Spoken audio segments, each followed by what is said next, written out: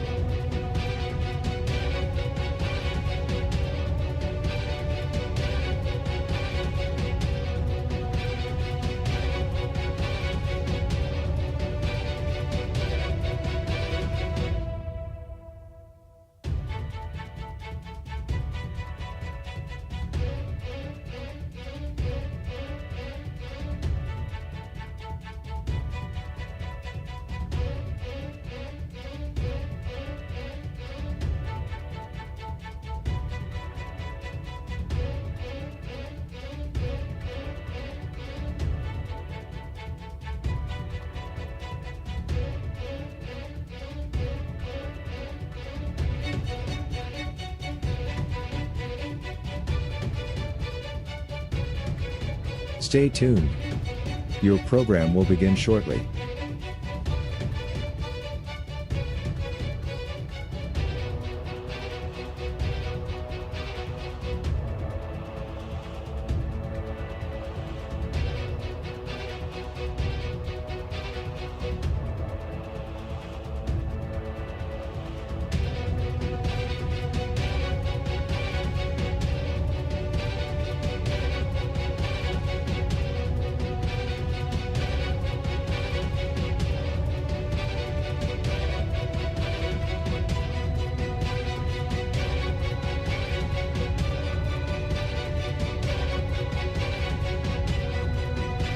Stay tuned. Your program will begin shortly.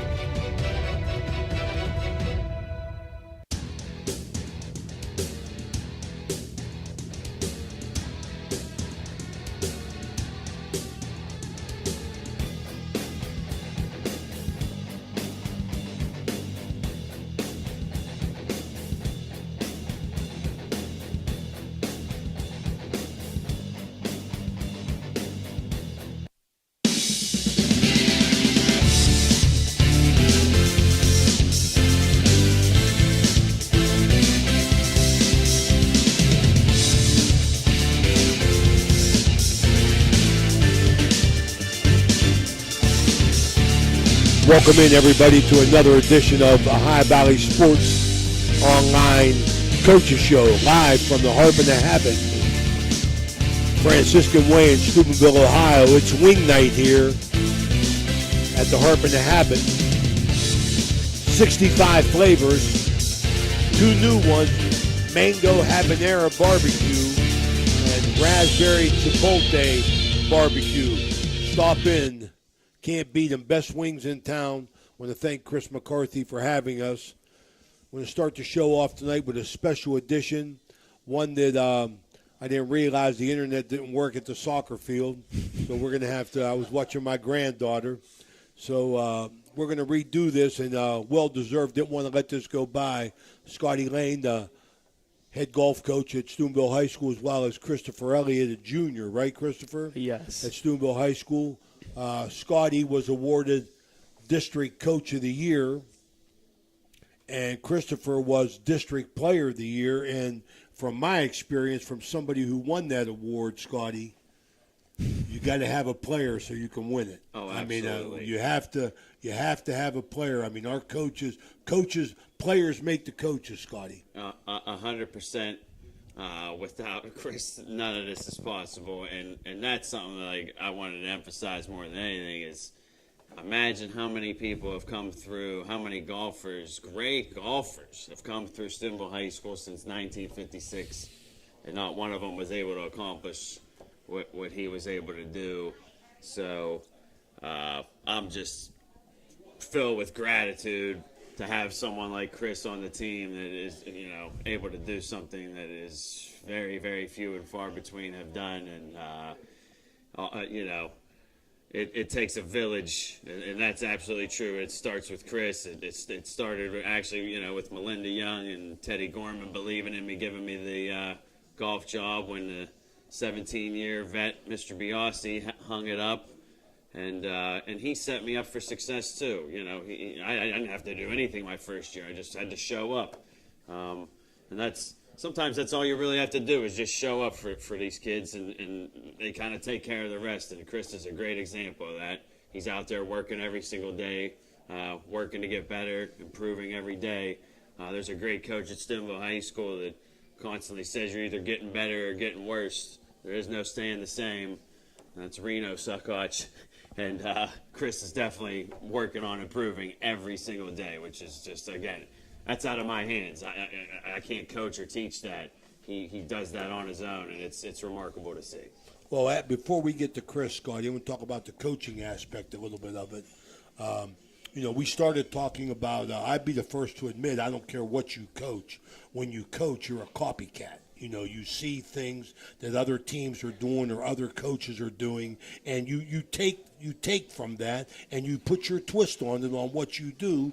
And we mentioned Mel Pursuit, and Mel Pursuit, 30-year veteran, coaching out at Meadowbrook. He stinks as a golfer, but he's a good coach. He knows how to coach it. But when you're coaching, Scotty, what are some of the things that you took from Mel and other coaches just to, and put your twist on it to advance your program that you're in charge of now? First and foremost, coaches like Mel and Coach Dunlap at Harrison Central told me it's a cycle. So we were down when I first started. They all let me know, like, hey, you'll come back around. Things will be good again at Steubenville High School. They were not kidding. It's definitely a cycle. We're at the top of that cycle right now for sure. And then the other thing that Mel and all those guys that are successful stressed was having more 18-hole matches. And as players and as coaches in the brutal heat of summer, it's the last thing we want to do. But it's absolutely the thing that has set us apart. Mel said he might have played one 9-hole match a year. Whereas I was, when I had this conversation with Coach Pursuit, I was having one 18-hole match a year. The rest were 9-hole matches a year.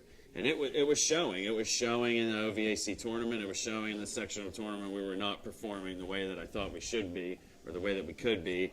And adding more 18-hole matches has absolutely been a big part of Steubenville High School's success in the tournaments. We've got out as a team, out of sectional and on to district the last 2 years.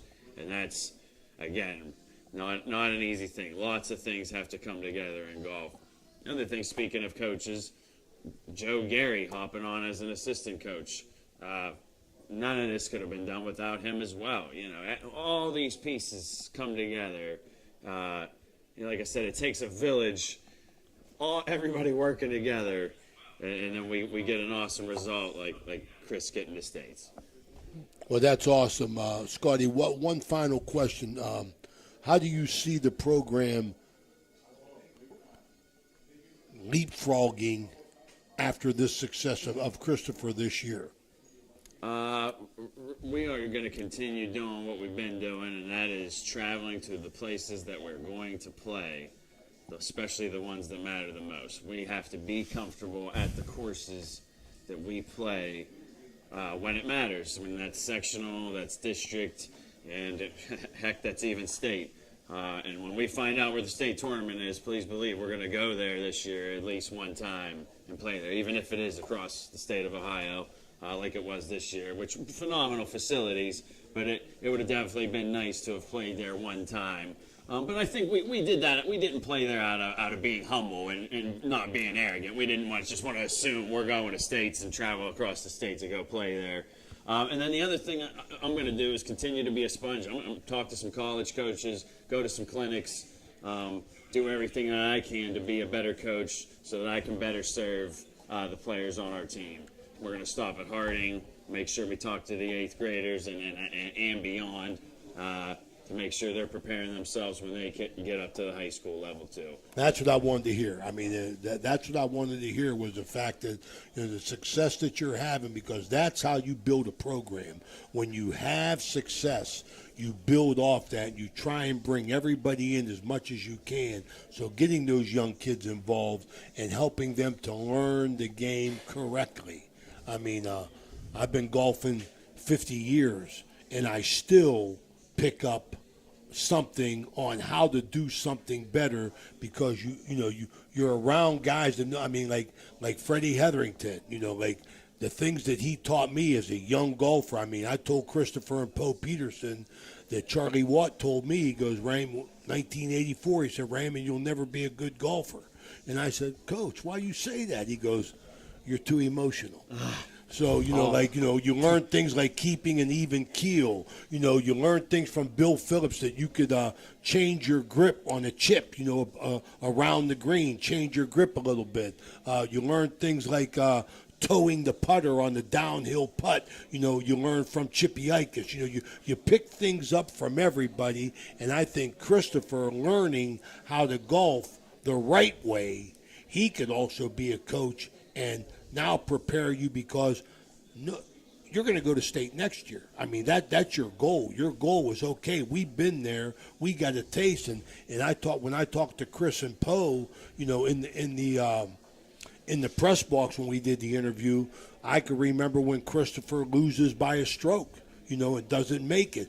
That's your motivation, Christopher. So now Christopher got a taste of it. So now his motivation is, okay, I know I can get there. Now when I get there, I want them to know I'm here, things like that. So it just goes all in all, and it's a great thing. I want to congratulate you on the Coach of the Year. I mean, it's not easy to get. You need players, but also, you got to be a ambassador for your school to get that because of all the politics involved in the voting and things like that. So I understand that very well. Christopher, moving over to you, man, you pick, you surround yourself with good people and good things will happen to you. I want to congratulate you on your accomplishments this year.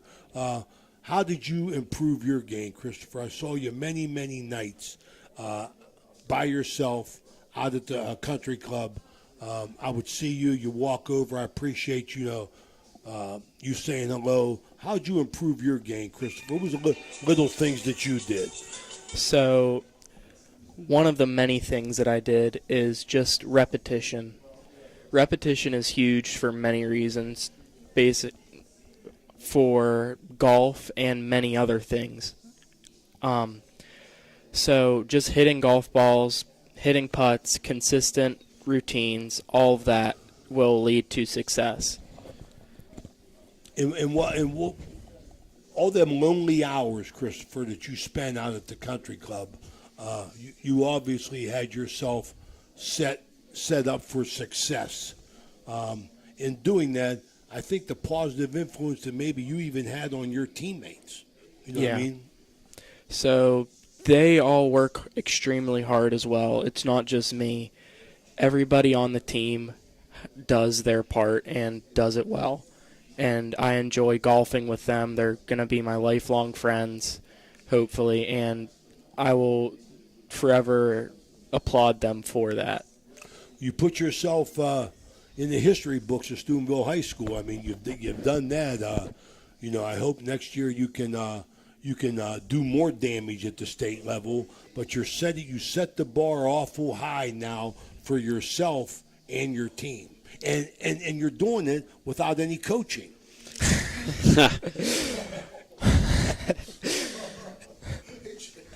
Well, not only that, but I'm very thankful for Coach Lane and what he does for me. And I just made me and my teammates a little bit more hungry for next year. So we're hoping to get 2 districts like we have the past 2 years, and then hopefully if they don't get out, I will get out, and hopefully greater success will be next year. What are some of the things that you learned this year, Christopher? Little things. Maybe they didn't even have anything to do with golf. I mean, Tiger Woods says, you got to take, after you hit a shot, you take 10 steps, and that shot's behind you. What are some of the little things that you learned this year to make yourself a better golfer and to maybe help your teammates?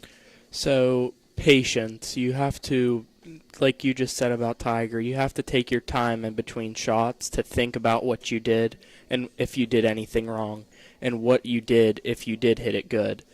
So I like to, when I'm in my pre-shot routine, I like to think about what the ball is going to do before I hit the shot and what I want it to do. And that just hopefully leads to success. And I tell that to almost everybody that golfs with me, to envision your shot before you hit it, so you have confidence in yourself before you hit the shot. Scotty, getting back to you on your coaching, on the matches that we did, I saw which we appreciate you setting us up there to do your matches for High Valley Sports Online. I saw you trying to manage the event and Joe Gary interacting with the players. Was that your strategy? Oh, absolutely. I mean, that's a great example of how we definitely start matches. So I have to get everything going the first 4 to 6 groups, depending on how it is. He can head out immediately, and then once all the groups get off, that's when I kind of join up and find out who's in need of what. If it's swing related, Joe Gary's the man. If it's mental related, I'm the one that's riding up on the cart and walking you through that. Joe's a great asset, played college golf. He can really dissect a swing. I'm a mental midget like you. It takes one to know one. So when my guys are struggling in that regard, I'm able to employ all the tools that I am able to, to attempt to use myself in my own life, in my own golf game. And some of those things really, really work. Even just something as simple as breathing. Me and Chris worked on that all year. I'd say, hey, give me 5, in which he is taking 5 deep breaths and trying to think about something non-golf related to activate the senses, which is going to bring you right back to the moment at hand. Like you just said, forget about whatever else just happened and focus on the now. And really, it'll calm your nerves. What it's doing chemically inside of you when you do stuff like that is there's science behind it. So again, it's just being able to, like you said at your daughter's wedding, know thyself. Amen. And that's definitely something I do. So like I said, when the mental stuff comes up, I'm there for my guys. Anything like a swing dissection or something like that, Joe Gary's on top of it. So we work really well together. Christopher, I know golfers, when my son coached college basketball, and I would go visit him and we would golf, and some of the guys that he hang around with were golfers on the Michigan State golf team. So I would golf with them, and their attitude was, don't talk to me. I mean, they wanted absolutely no conversation whatsoever. We call that forget you mode on our team. We call that forget you mode. Do you employ that factor, Christopher? I try to as best as I can. I block out. Does it bother you though, Christopher, to have conversation, or no, or is it something you could just go like? I can go without it. I really like to focus on my game, and that forget you mode really takes me out of anything else. It's just the golf. And when Lane tells me to take 5, I breathe and think about other things. And it just kind of keeps my focus there for the whole round. And that's the hardest thing to do, to keep focus for a long, 4 hours of time. It's impossible. That's the weakness of my game, because I can't do it. I mean, I can be dialed in and playing well, and all of a sudden my mind goes somewhere else, and I'm double bogeying 3-3, bing, bing, bing. And so, how do you fight that, Christopher? So because it's a mentally tough sport. So I like to think about it is you can't get any worse than you are right now. So you might as well dig yourself out of that hole and do better. So I like to think about going back to the basics of my swing and just swing freely without a thought. And that normally brings me back to where I was, and then I just play the rest of the round of golf. Who's some of the positive influences in your life, Christopher, as far as golf goes? So my dad, believe it or not, he helps me so much on my not only swing, but my mental game. He takes the time out of his day to go out with me, go out to the golf course, point out a couple things that he thinks I'm doing wrong. And I greatly appreciate him for that. And Sue Vale, she is in Sunset Beach right now. She was my swing coach, and she still is my swing coach. And I'm taking tips from Sue through Chris, so thank you, Sue. And Go on, Chris. Sorry. Had to thank Sue. We met through the church. Her sister went to the church, and it just blossomed through there. Poe Peterson is another guy that I love to talk to. And Howie Peterson, Mikey Petridis, Petey Petridis, all those guys that are at the country club every night. I golf with them all the time. Nick Kirsch, all those guys. I see, Christopher, on that point, in watching some of your matches, I'm so mentally weak in the game of golf that I have to play with guys that are better than me. I have a terrible habit of playing down to my competition. And I think that's a matter of visualizing, trying to visualize a shot, and the guy that I'm playing with hits a ground ball. You know what I mean? So yeah. I always try and look away and try not to, because they say, hey, watch my ball. I can't watch your ball. I mean, I can't even see my ball. Watch my ball. Pull them up here, Scotty, so that people will see the wings here that we have at the Harp and the Habit. It's wing night here at the Harp and the Habit. We're here with Scotty Lane and Christopher Elliott from Steubenville Big Red Golf Team. But what I was saying on that, Christopher, does any of that play into your game? Or is that something that hey, that's their issue, I'm going to worry about myself? Well, of course. If you play with... Because I've seen some of the competition that you guys had. You guys had some people hitting ground balls. I mean, even though I don't want to say who's a 1, who's a 2, who's a 3. I don't know how much that matters, to be honest with you. So I like to think about it. If I play with good people, then I tend to play a lot better. Absolutely. Than I do when I'm playing with...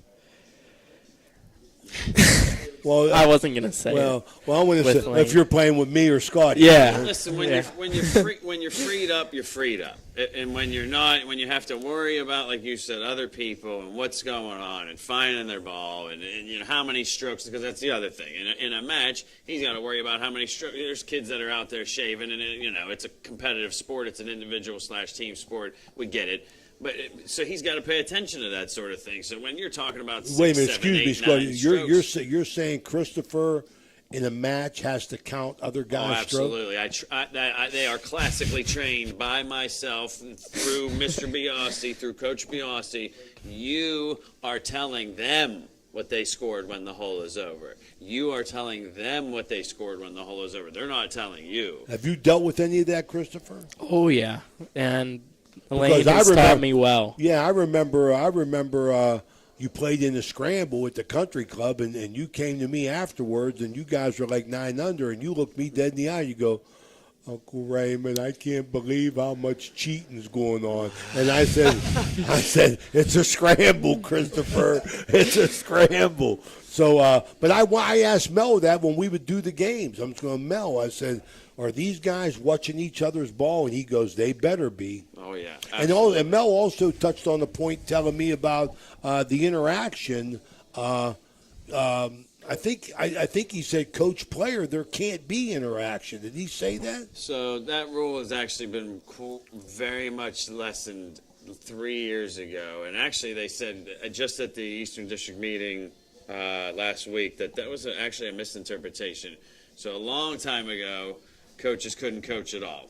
They actually used to go play golf while the match was going on because they literally could not speak to him ever. Absolutely. During the match. You tee off the front, they go off the back. Correct. I would have done the same thing. I missed that boat. No worries, but I missed that boat. Then you were allowed to coach them, just not on the greens, not on the sand traps. That was supposedly a misinterpretation. I can coach him when he's anywhere. I just can't go into the sand trap or onto the green. And that was simply, it was told to us at the meeting last week by the OHSAA official, that was simply a misinterpretation before. They don't want coaches walking into sand traps and on greens. Simply a matter of footprints. They don't want extra footprints on the green. They don't want extra footprints in the trap. So that was the purpose of the rule. They encouraged. He actually said you're encouraged to coach the players, as long as it's not disturbing pace of play. Encouraged to coach them while they're on the green, while they're in the sand trap, over the rest of the course. You can coach them anywhere. I just personally cannot go onto the green into the sand trap. But if he's on the green and I'm off the green, I am allowed to talk to him. That was cleared up at the meeting, and there was many a coach in the room who was like blown away by that statement. And I was one of them. I mean, I was under the impression of what I mentioned in the middle, that I can't coach him when he's on the green. Like, I can't say a word to him when he's on the green or in the sand trap. That is not true according to the OHSAH official that was at the Eastern District meeting last week. I can coach him anywhere. I just can't be on that spot. Well, we're really, really proud of you here at Ohio Valley Sports Online, both of you guys. Well, thank you. We're really, really happy for you. Want to congratulate you. You brought a lot of pride to your family, to the school, and to your team. And I don't want to let you go, Scotty, without mentioning, some of your other kids, maybe your seniors that are leaving, or juniors, or players that are coming back. Let's give that team a shout out because they did well. Oh, absolutely. We were senior laden this year too. We'll just focus on those guys specifically. That was Marco Orecchio, Waylon Hayes, and Evan Liggett.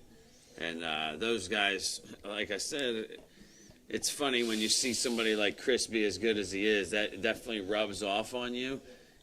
How is this guy this good? And then you see him at the course every day. They lived at the course every day. They followed that lead. Evan Liggett is a guy who played football for a couple years and decided, I'm going to pick up golf. And me and his uncle were like, it's May. Like, that's a crazy time to say I'm going to pick up golf. Yeah. But he shot a 50 his first time out. By the beginning of August, he was shooting like 40, which on a regular basis, to drop 10 strokes in 3 months was remarkable. It just shows you how much work he was putting in. Waylon Hayes, again, a football hockey player, comes over to golf and just excels. So you're telling me the game's not that hard? If we can get this out of the way, it's simple. You either got to be really smart or really dumb. There you go, If you're anywhere in the middle, you're in trouble. And Chris is a really smart guy, and that's why he excels at the game, because he's got this under control. He thinks things through and also has his mental game down. He said he was the most nervous he's ever been in his life. Me and Joe Gary had no idea. This at the state tournament. We were like, we wish you would have told us. We had no clue you were even nervous. Couldn't even tell. If I was in that situation nervous, it's all over my sleeve. So I was proud of the way he handled himself, and for being that nervous and having a rough day to shoot 83 at a course like that on day one.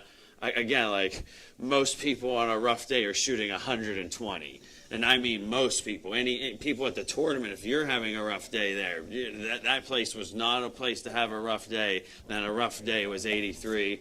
Really pulled it together, back 9 second day, which was actually the front. But his second 9 on the second day, I believe he shot even. So, he put on a show. It was cool. And like you said, we'll hopefully be back. We're going to put in the work. Absolutely. We'll be there.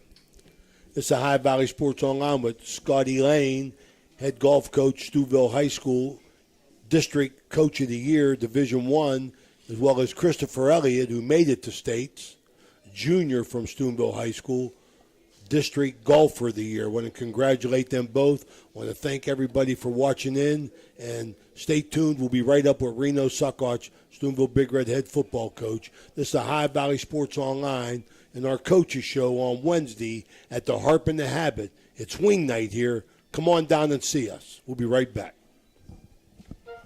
You know, Fort Steuben Maintenance should be your first choice when it comes to any and all construction projects, whether it's commercial or residential. Make Fort Steuben Maintenance your first call. You can rely on them to be the experts when it comes to roofing, concrete, plumbing, carpentry, just about any job that needs done. Fort Steuben Maintenance, they're fully licensed and bonded and will even give you a free estimate. Fort Steuben Maintenance. You want the number? 740-283-4890.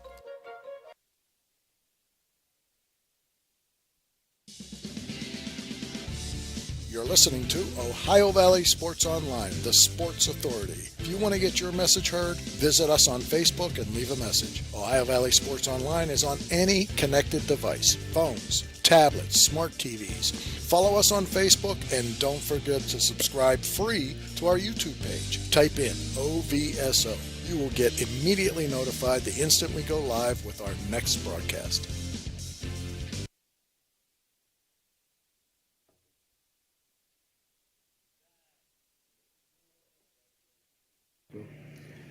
Ohio Valley Sports Online is your sports authority. Follow us on Facebook and subscribe to our YouTube channel.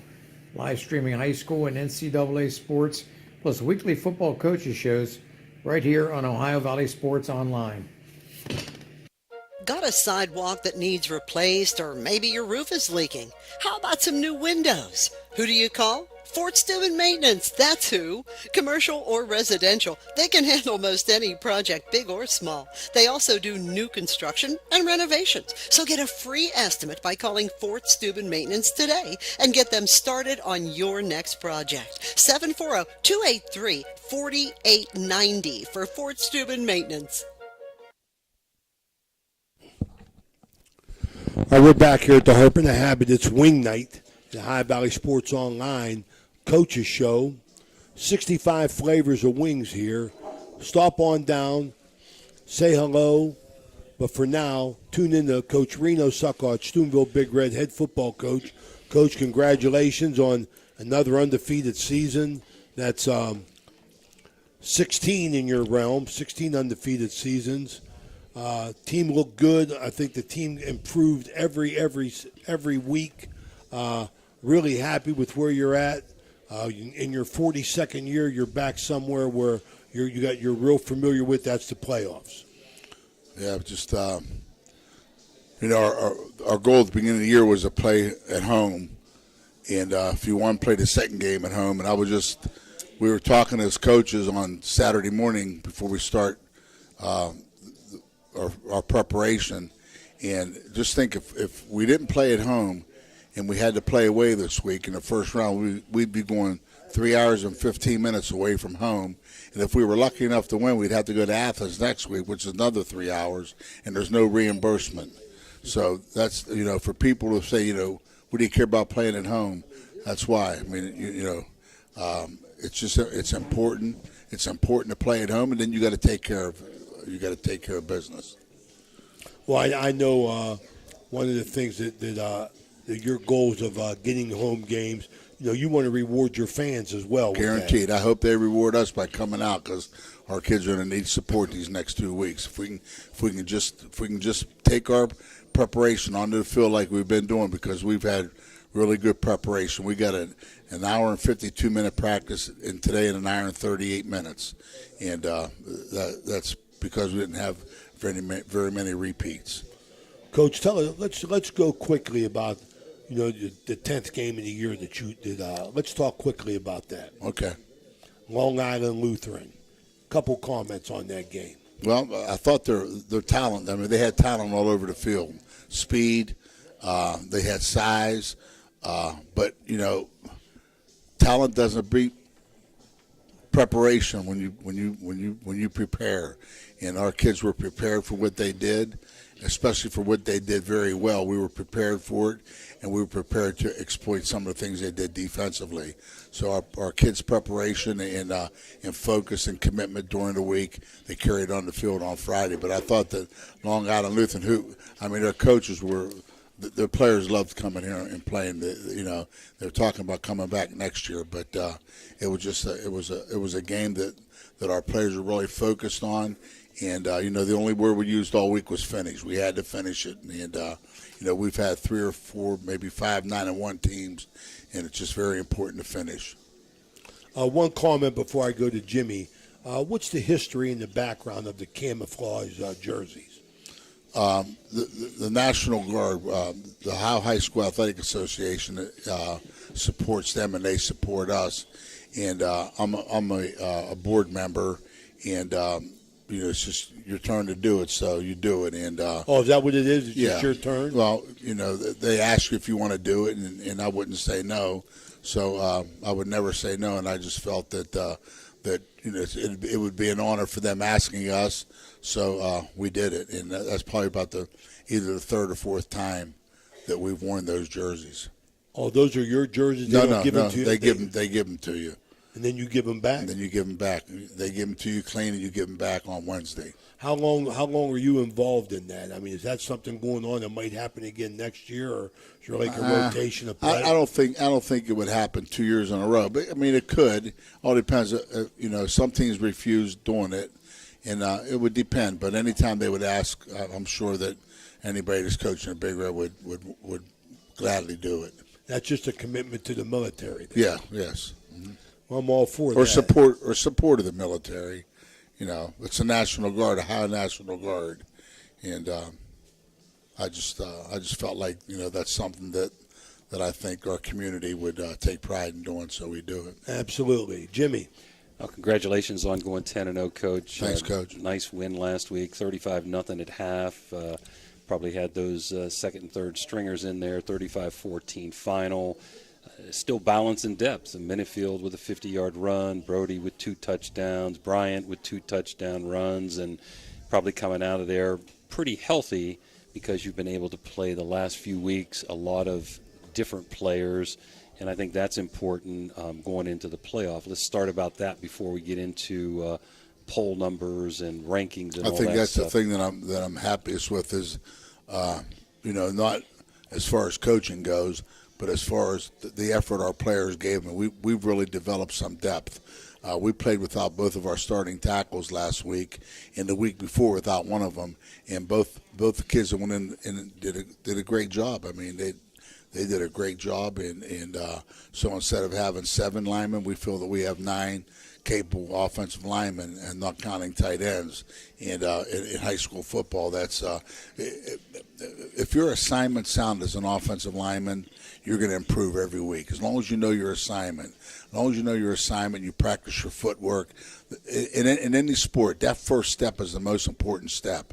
And if your assignment sound and you take that good first step, you can be a good offensive lineman. You can be a good anything if you get that good first step and know your assignments. Well, you rank 3rd in the AP polls behind Watterson and Toledo Central Catholic, I meant to say. And those were the state champion, Toledo, and runner-up last year.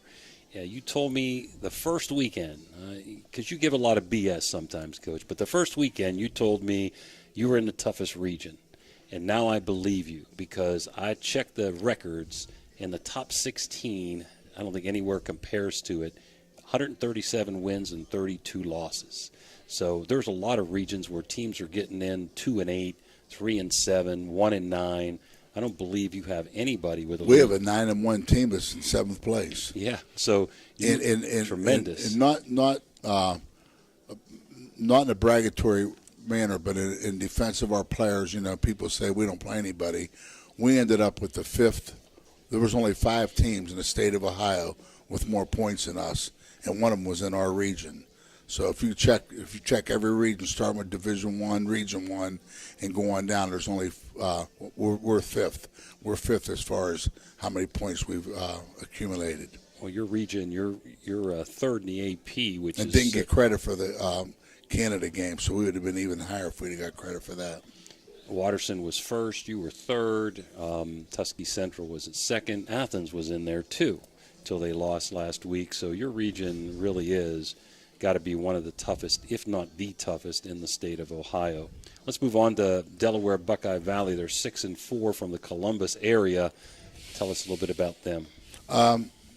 We've probably watched maybe 6 or 7 film on them. They're a good, steady team. They're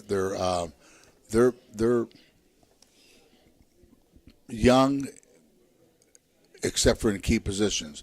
Their quarterback is back from last year. Their tailback's back from last year, and a couple receivers.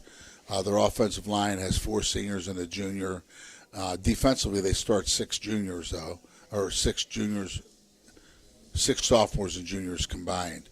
And they're just they have good numbers. They're well coached. The schedule they play a little bit of the Columbus area and a little bit of their area. So their schedule is pretty well divided between the league and non-league. And I think they maybe 2 more touchdowns. I think they'd have been 8-2 instead of 6-4. Ray? No, my concern, Coach, is I know your attitude. Don't worry too much about them. Worry about yourself. So, how is the team, going into the playoffs as you see them? I don't know how good we are. I don't know how bad we are. I don't know a whole lot about anything except I know that this group they're preparing. They go out and they give us a great effort, for the 2 hours we ask them for.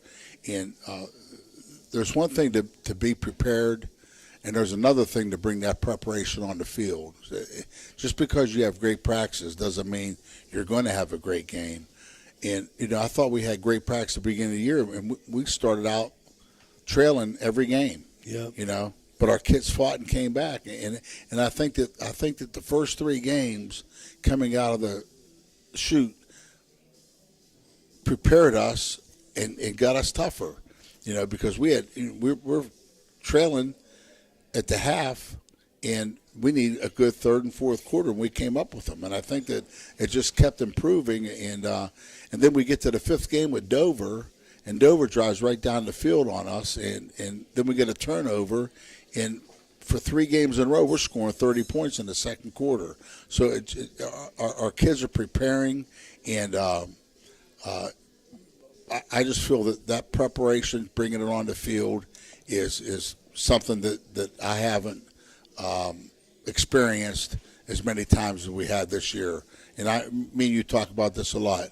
I think a good football team, whether it's pro, college, high school, whatever, if you play a 10-game schedule, you got 3 good games in you. Another thing you got to use, like baseball pitchers do, you got to win when you don't have your best ball. And other ones, you're in a fight. But you're going to play actually your best game maybe 3 or 4 times. The rest of the times are going to be dog fights, and that's what brings out the best of you in the playoffs. Okay, you're not going to have your fastball or your curveball or your best pitch every game, so you better be able to adjust. And hopefully we adjust better than the Yankees did. Let's not even go there. Well, I'm crying over that. Your adversity the first 3 games has helped you. You handled that, so what else is And I think you mentioned that earlier, like around the 4th or 5th week. I mean, we succeeded under some adverse conditions, and that's a credit to the players. Like I say, I think that we have a great coaching staff. Our coaches are prepared. They have really, really, really good game plans. But it takes the other half, too. Those kids are executing the plan. So, part of it's making a plan, the rest of it's executing. And the hard part's executing. Anybody can go up on the board and draw up a play. I mean, I could even do that, go up and draw up a play. But now you got to do it against 11 defensive guys. There's a big difference. So, the game plans are good, but the execution is the most important thing, in my opinion. I'll just let people know what's going on here that don't. So state playoffs are starting this week. Winner of this game is going to play Columbus, Linden, McKinley, or Athens next week. You would have a home game with a win, which we well expect you to do.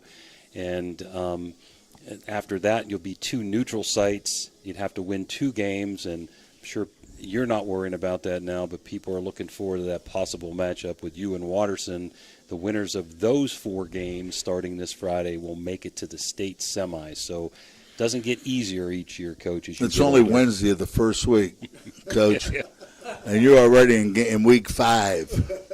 Jeez. That's all right. You guys have thought about that. Are you listening to that, Andrew? So you're prepared for that when you get up here, because they're going to have you in the state finals before you sit down. There you go. We hope you all could make the state finals, Coach. That's a dream. Sometimes it comes true, though. But, football's a funny game. Sports are funny. You can beat anybody one time. And, it's not the World Series where you got to win the best out of 7. Then it makes it tougher to win. But sometimes you got to win without good preparation. So, just the game's got to be played Friday. I don't care who's favored. I don't care who's not favored. There's a lot of teams that were favored last week. They got knocked out. And football is a one-time thing, man. And Bobby McCoskey taught me in 1972. We were playing number 1 Minerva, and we were at United Local. We won 3 games in 8 years.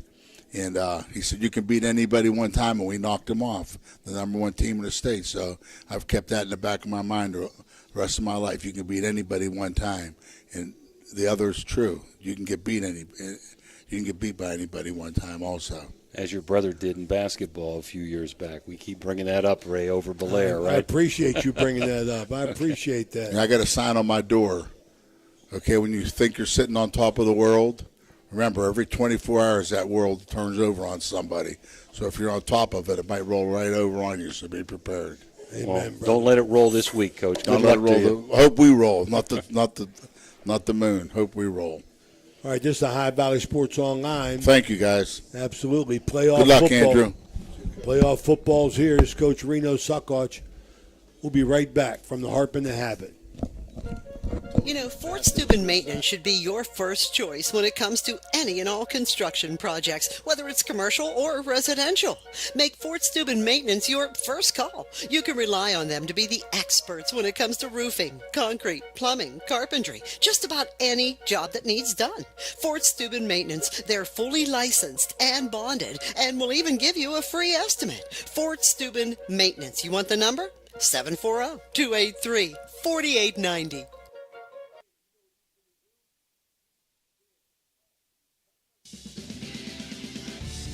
You're listening to Ohio Valley Sports Online, the sports authority. If you want to get your message heard, visit us on Facebook and leave a message. Ohio Valley Sports Online is on any connected device, phones, tablets, smart TVs. Follow us on Facebook and don't forget to subscribe free to our YouTube page. Type in OVSO. You will get immediately notified the instant we go live with our next broadcast. SPRTA can connect you to all kinds of destinations. Whether you need to connect to the Pittsburgh Airport or connect across the river to Weirton, SPRTA has the connection you need. SPRTA and its connectivity can also connect you to Wheeling, St. Clairsville, Robinson, and downtown Pittsburgh. With SPRTA and its affordable annual pass, wherever you need to go, SPRTA can connect you there. Everhart Bove Funeral Home, they believe you should take care of your loved ones while you still can. Pre-planning at Everhart Bove ensures that your family won't have to worry about the stress of final arrangements during this most difficult time. More importantly, they won't have to worry about how they'll pay for it. Visit Everhart Bove Funeral Home today and discover all the affordable options available. Everhart Bove Funeral Home, Wintersville, Richmond, and Burgolds.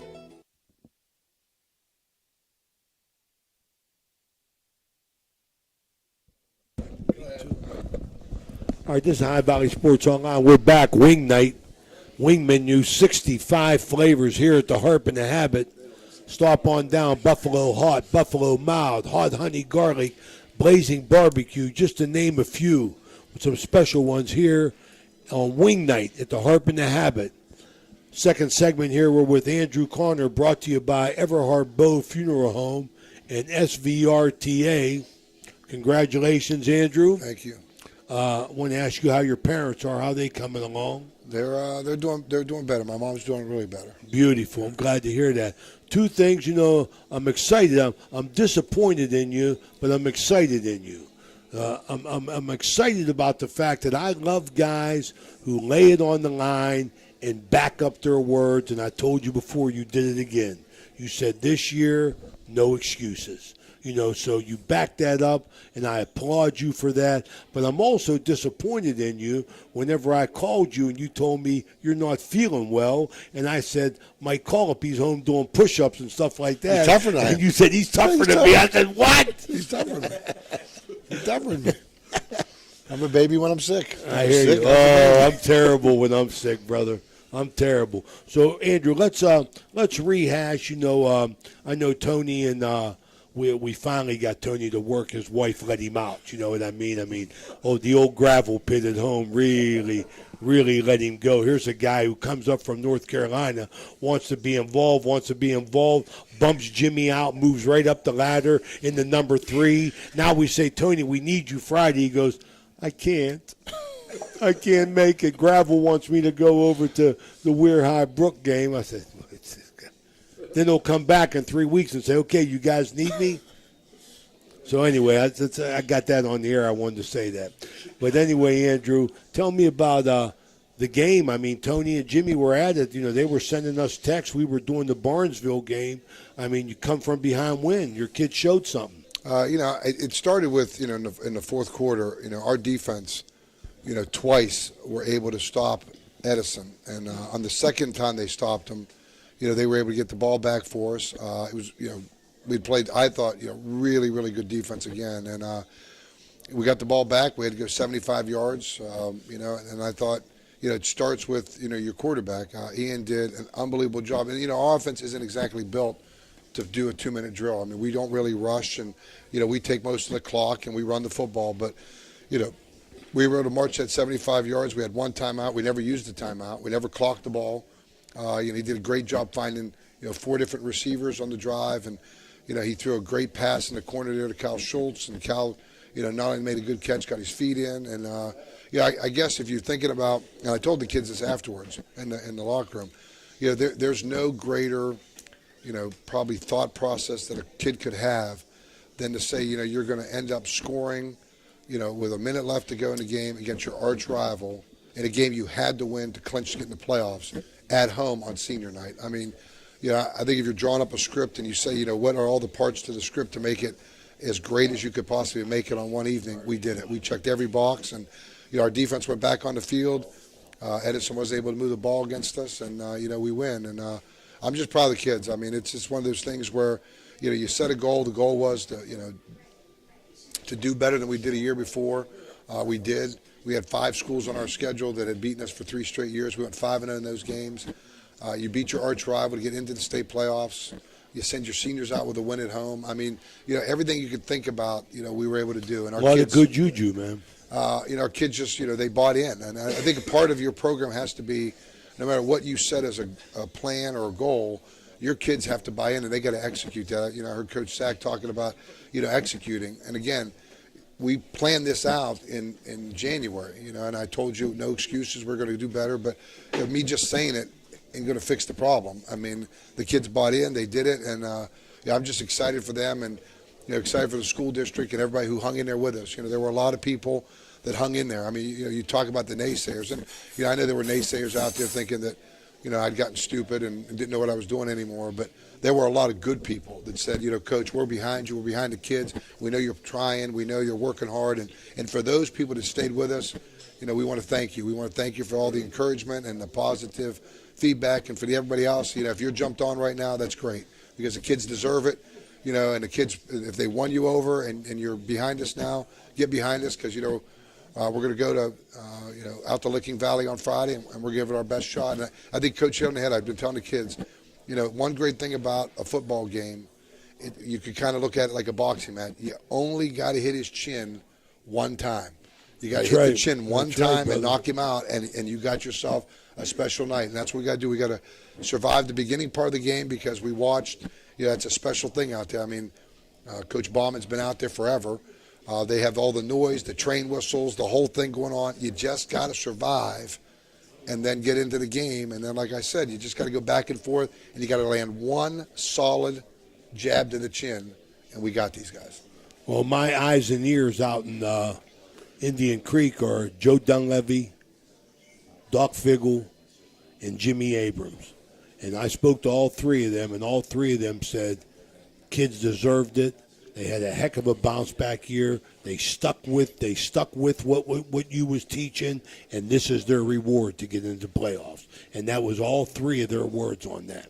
Well, three great guys. First of all, three great guys. You couldn't have mentioned three bigger Indian Creek supporters. I mean, you got 1st and 9 with Jimmy Abrams. I mean, he took over for Leo Lanigan. I told him a lot of times we need 1st and 8 though. Yeah. I mean, so we're going to try to work on taking one more link out of that chain. But three great guys, and they're right about the kids. I mean, this is as we look back right now on those first 10 games of ours, it is the kids. I mean, the kids really did things that were really special, and and it's always somebody new. I mean, like, the one thing, Justin Vergona, we lost for the season. At least we thought. He went to all kind of doctors. They said, listen, he'll never be able to play. He should get surgery. Justin came to us on Monday of last week, said, hey, listen, I'm waiving everything. I'm playing. Kid goes out, okay, with a knee injury that he went to doctors in Pittsburgh, said he can't walk on it, more or less run on it. Guy has 15 tackles in a rivalry game, and if the guy doesn't play, we don't win. I mean, that's how good he was to those other two linebackers. I mean, our three linebackers had 45 tackles together. I mean, that is playing defense. Absolutely. And he is a special part. That just shows you where our kids were. Kids that were hurt, kids that were banged up, they did everything they could to get back. I mean, that's just the kind of attitude our kids have. And when you see it, there was nothing better for me than to watch our student body come out of the student section, just to see how far we've come in 365 days. To see how much raw emotion there was there for our student section, our kids, our band doing its job, our cheerleaders, our fans. I mean, it was really special to be on the field after the game to see how far these kids and how much they've won over, the school district. And we have a special thing Friday. We're going to drive around to each of the schools in the district. Our kids are going to go there. Each school wanted us to come there to give us like a little send-off, a little pep rally. It just shows you how much everybody's back in, and everybody wants us to do well. And the kids feel it, and I think the kids have earned that, and it's part of what they were able to do in a short time. Beautiful. Jimmy? Oh, Coach, me and Tony were there. Got a bunch of little things here for you. First of all, I was happy to see you win 8-2. Congratulations in the playoffs. I loved the fireworks. I loved your fans in the stands that were really engaged during the game. It was just great night.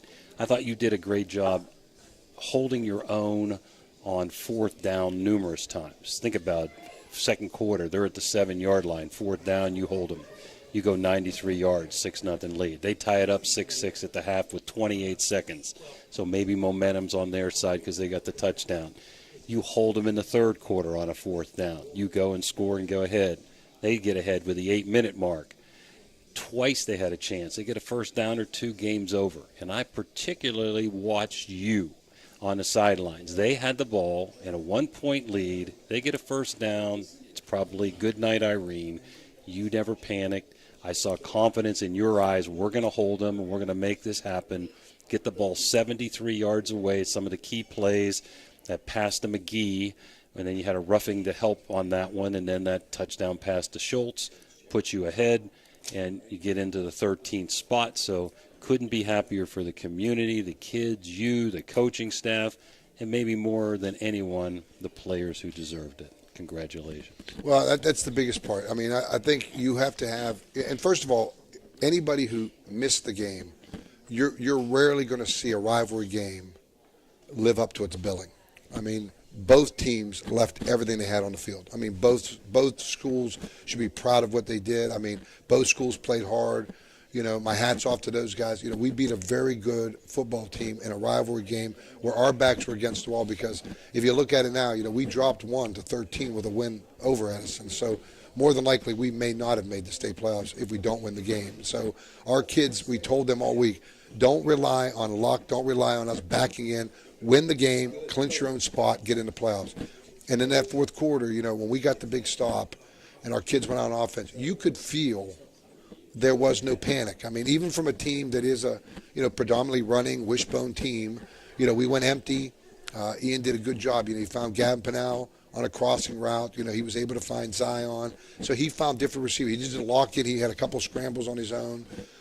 He did everything we asked him to do in the offense. Never made the game too big. We told him just stay within the game. Everything will come to you. guys made great catches. I mean, Gavin went down and scooped that thing up. Zion came back to the ball, and like I said, Cal got his feet in, and our offensive line did a great job because 2 of those drives to score were long marches against a very good football team, Edison. So I thought everybody did what they were supposed to do, and like I said, our defense has been playing lights out for the last 3 weeks, and we feel like that gives us a chance when you're traveling. You want to travel with a running game. You want to travel with a defense. And I think we got both right now, and I just want to say thank you not only to the kids but my coaches. I mean, again, Reno said that about his coaching staff. My coaching staff works really hard. They put together a game plan. We meet on Sundays. We meet after practice. I don't know if some people realize, and I'm not taking any shots at any other coaching, but man, there's a lot of stuff you got to do in football when it comes to coaching, and you have to really be on top of your game to realize all the integral parts of coaching. And my guys put in a lot of time, and they all got jobs, whether they're teaching or other jobs, and you're basically saying you're going to work 40 hours at your real job, and you're going to work about 40 hours at this football job. And people that don't realize what a high school football coach puts in, and that's everywhere. If you're winning, then your high school coaches are putting in 80 plus hours, and it's hard. And I want to thank, on top of that, all the spouses, all the girlfriends of those guys, because they got to do a lot of sacrifice. And I'd be short-sighted not to thank my wife Tiffany, because when you're a head coach, you ask your wife to do a lot. Not only does she have to cheer, not only does she have to do all the other things, she's got to put up with the little bit of time you spend at home. And when I am home, basically I'm looking at a film and trying to listen to her. And I know she knows I'm not listening, but she lets me have 10 weeks where I can go about that. So, I can't thank her enough. It's been 22 years she's been with me, never missed a game of mine. So I think it's 320 games and counting as an assistant head coach. So. Well, lastly, before we'll let you say a couple words on Licking Valley here in a minute, their worst loss, or their only loss, was to West Muskingum. They lost 26-20 in overtime. They're 9-1. Probably their best win was against Granville, who's ranked in the AP, I think in the top 15, 22-19, week 8. They're on an 8-game winning streak. So that's going to be a tough one for you, but we know you can go there and you can pull out a W. If you win that game, just to let people know, you would be on the road again, I believe, with the winner of Bishop Hartley and Bloom Carroll. I know that's not on your mind right now. There's 4 road games. You just worry about one at a time. Tell us about Licking County out of the Newark area. Well, Coach Bauman's been there for, over 47 years as head football coach. The stadium's named after him, so, he would be their equivalent to what we would think of with Reno here in our area. That's where he would be in their area. They do things the right way. I mean, they're well coached. They play hard. Not the biggest team in the world. I think the same size amount of kids. I think they have like 47. We have 47. To me, it's an evenly matched up game for us. I mean, the biggest thing for us is, they're used to being in the playoffs all the time. They're used to having home games. We've got to survive that first, I told our coach that first 6 minutes. I think if we can get through the first 6 minutes, absorb whatever they try to do to knock us out and make this a 4-quarter game, I mean, that's our best bet. I mean, I think, we got to do a good job on offense, mixing up run and pass. Our defense just got to keep playing the way they're playing. If they just keep playing that way, keep the game close for us, get to the 4th quarter, and, our kids believe. I mean, there's a positive vibe at our practice this week, and, they're talking like long term. It's not that they're getting ahead of themselves, but you can kind of tell the difference if your kids are just satisfied to be there, or if they think, hey, you know what, it's our turn. Let's make this go longer. And I'd much rather than be talking more about the week after, because that means in their heads they're getting ready to do this. And again, when I watch the team practice or I watch these kids, man, it's a joy for me. I mean, I've had a tough year when it comes to other things, and I told the kids, man, you've kind of given me, kind of a bucket into the well here for me to get some of the spirit, because they're just great kids. They're great to be around. Yeah, I love these guys. They play hard, and they understand what Indian Creek football is, and they brought it back. And, like I said, just if you were there last week in that final drive when we scored, that place was as loud as it's been since the home playoff win, against Hubbard. So, I feel like they did their job. They got us turned in the right direction, and now I feel like we're playing with house money. We're going out there. I don't think a lot of people think we're going to win other than our own and maybe our own kids. But it doesn't matter. I told them it only matters what the 11 guys think. That's all you need, brother. Just those 11 guys, and they believe. And we're going to go out there, and we're going to do our best. Well, good luck to you. Absolutely, Andrew. Ohio Valley Sports Online will be with you. Wish you well with your parents as well, as always. That's Andrew Connor, head coach, Indian Creek Redskins, back in the playoffs this year. He called it. No excuses. They're back. The creek is rising. This is Ohio Valley Sports Online. We'll be right back. SPRTA can connect you to all kinds of destinations. Whether you need to connect to the Pittsburgh Airport or connect across the river to Weirton, SPRTA has the connection you need. SPRTA and its connectivity can also connect you to Wheeling, St. Clairsville, Robinson, and downtown Pittsburgh. With SPRTA and its affordable annual pass, wherever you need to go, SPRTA can connect you there. Everhart Bove Funeral Home, they believe you should take care of your loved ones while you still can. Pre-planning at Everhart Bove ensures that your family won't have to worry about the stress of final arrangements during this most difficult time. More importantly, they won't have to worry about how they'll pay for it. Visit Everhart Bove Funeral Home today and discover all the affordable options available. Everhart Bove Funeral Home, Wintersville, Richmond, and Burgolds.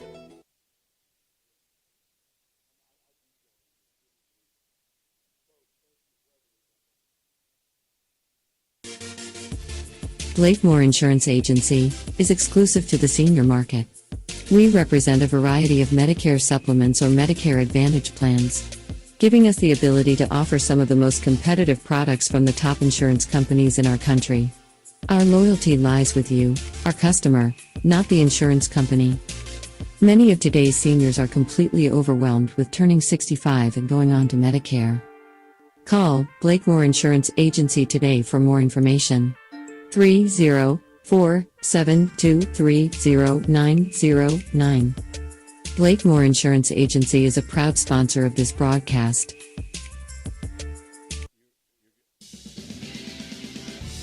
You're listening to Ohio Valley Sports Online, the sports authority. If you want to get your message heard, visit us on Facebook and leave a message. Ohio Valley Sports Online is on any connected device, phones, tablets, smart TVs. Follow us on Facebook and don't forget to subscribe free to our YouTube page. Type in OVSO.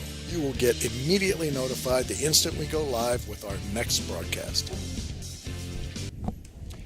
Oh, we're back. Blakemore Insurance here, sponsoring the Weirton segment of the Coaches Show. We're here with Frank Sassini and Dan. I got nothing. Let's see, Tony. I can hear you. Really? I got think nothing. I'm good. Okay. We okay, Dan? Okay. I All mean, right. We're trying to get Tony mic'd up. First of all, thanks for coming, Frank. Sometimes no problem. There would be coaches. I'm not saying here in the Valley, but you've had a tough year. I want to keep reiterating. You were at the state semis last year. Correct. You're going to get this team back down the road. This has been a tough year. You're 1-7. Beat Oak Glen, the first game that Weir High played this year, and you were really close last week at halftime, 2014, and things got away in the second half to Albert Gallatin, 6-3. But I respect you for continuing to come back every week. Normally it's Steve and Tony. We had a little bit of program change this week, and I know what a good coach you are and what you've done in the past, and things will turn around at Weir High. I agree with that, and it's not like we're coaching anything differently. So I have, committed staff, and I know that the kids are playing hard. And like you had mentioned, we were right there in the thick of things again. Yeah, you were. All the way into, the second quarter. And it was actually we were down 13-0, and we had a big run by Lucas McAllister. And, it brought us right back in it. And we had a big pass that happened. And the two-point conversion, before you know it, we're 14-14. We're playing good football. Onside kick? Well, that happened later on, but we had we gave up a big run right before the half, and that's really kind of happened at times. But to piggyback off of what you said, the kids, everyone's playing hard, and we're really working daily on getting the corrections to get us where we need to be. Yeah, right in it. Yeah, and the enthusiasm when you were down, the kids were. They looked, they were bouncing around, right? And then scored and got the onside kick, right? And I was like, hey, this is, I knew how it was going to end, but I was really surprised how they were flying around and playing. You're right, and that's an onside kick that we had used in the All-Star game this year, and something that it was really simple because it was really the kicker kicks it and he runs and gets it, and the way we condensed the formation. But Ben Howard did a nice job with that, and Coach Fetty, our special teams coordinator, did a great job of coaching those kids up. And it was a moment you take an opportunity to try to capitalize on a miscue on their part because they had a personal foul, and it gave us a shorter field, and that's why we took that shot because, even if we didn't get it, they would have had the ball on like the 35. So that was the way we approached that, and it was just, a way to capture some kind of momentum. When you have a season like this, you're looking for anything at any point to rally the group, and that was something we went for right there at that time. You had some big plays, some big long plays. Lucas dropped the ball in on a dime, and which would kept you in the game. When you looked like you were knocked out, he had a couple really nice plays to keep you in the game. The other team tries too, right? Right, and that's a resiliency we're seeing with the group is, Lucas was, I believe, 12 of 20 on the evening with no interceptions, and he actually, threw the ball. He's very good at throwing the deep ball, and he had hit, Amir Williams on a deep shot there, and then, like I said, he ran one in. And Isaiah George, is another kid that had a big catch. So we had some really, spectacular plays by freshmen and sophomore. Those are young receivers there that are doing those things. And so George is a sophomore. He's a sophomore. Number 20.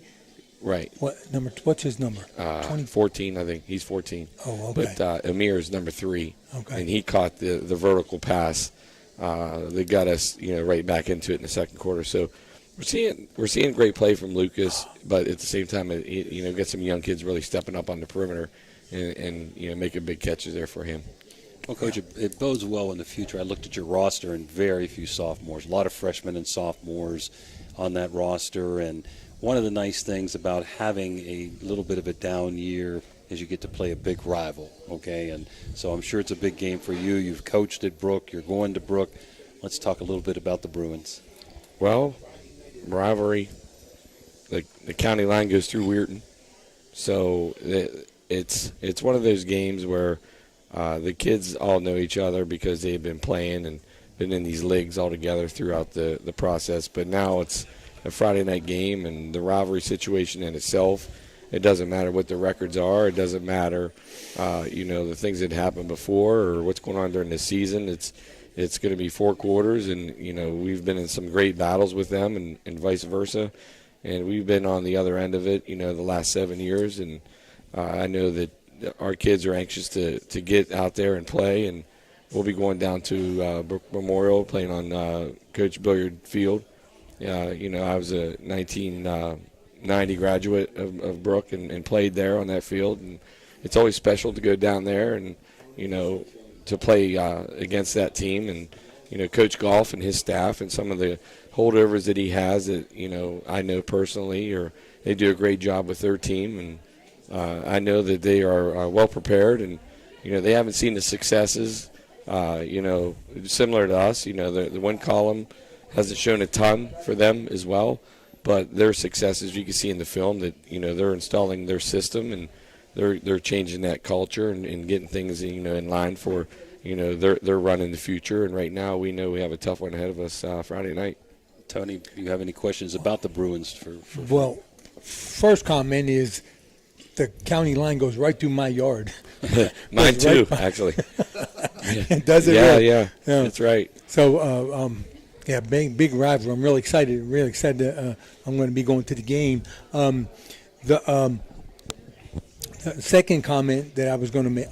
So you're finally not going to play a wing bone, wing tee team, right?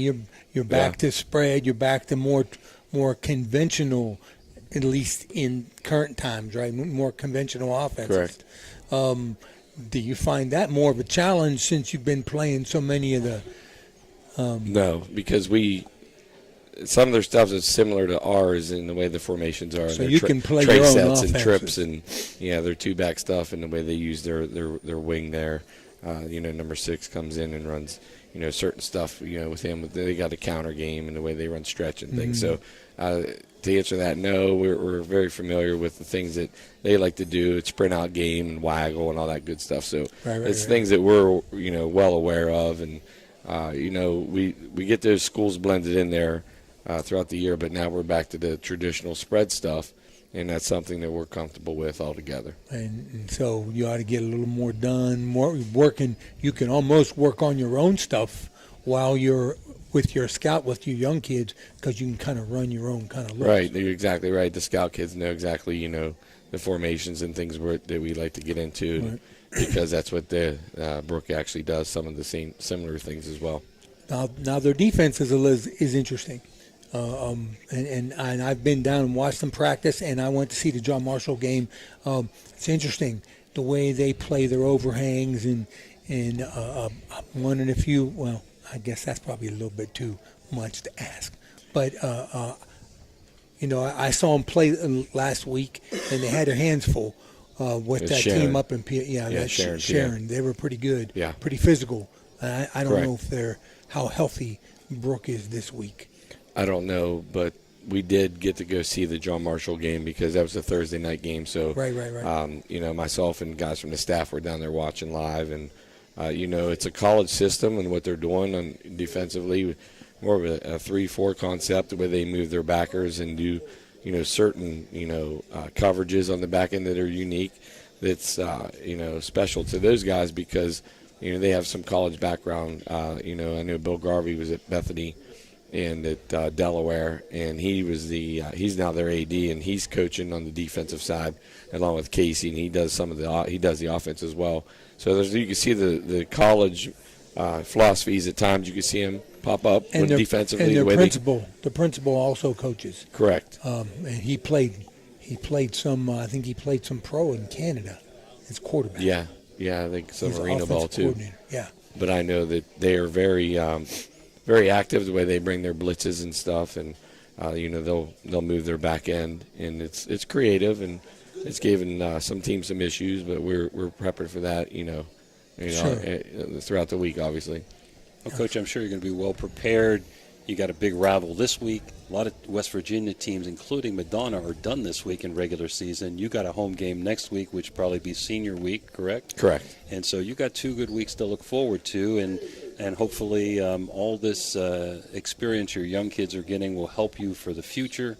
And we wish you the best of luck against the Bruins this week. Well, I appreciate that because we're working hard. The kids are working hard, and when you have a team that's young blended in with a few older guys, and I was looking at the schedule. 7 teams that we played this year are in the playoffs, so it's been a little bit of a tough run. But the best lessons are learned in those scenarios, and we're going to be in a scenario where we're learning a little bit from the past because our younger kids in the past, some things were stacked against them, and they kept working and getting into the philosophy and the system, and end up turning the corner last year. Being 11-2 and Nova AC champions and that stuff is. What we're always trying to get to, we talk about the standard of Weir High School, where we want to be, but we're not quite there yet with this group, but we're working every day to get there. I'm sure you'll get there, Coach. I appreciate that. Good Yeah, luck. I'm good, Coach. I'll see you Friday. Yeah, we'll be there. Yeah. Coach. See you, man. All right, thank you. All right. All the best to you. Good luck. We're going to be back with our special guest, Johnny Gumbar. Ray Suckotch will be here to interview Johnny, and we want to thank Frank Sassini, here at Blakemore Insurance, and we'll be right back after these breaks. Blakemore Insurance Agency is exclusive to the senior market.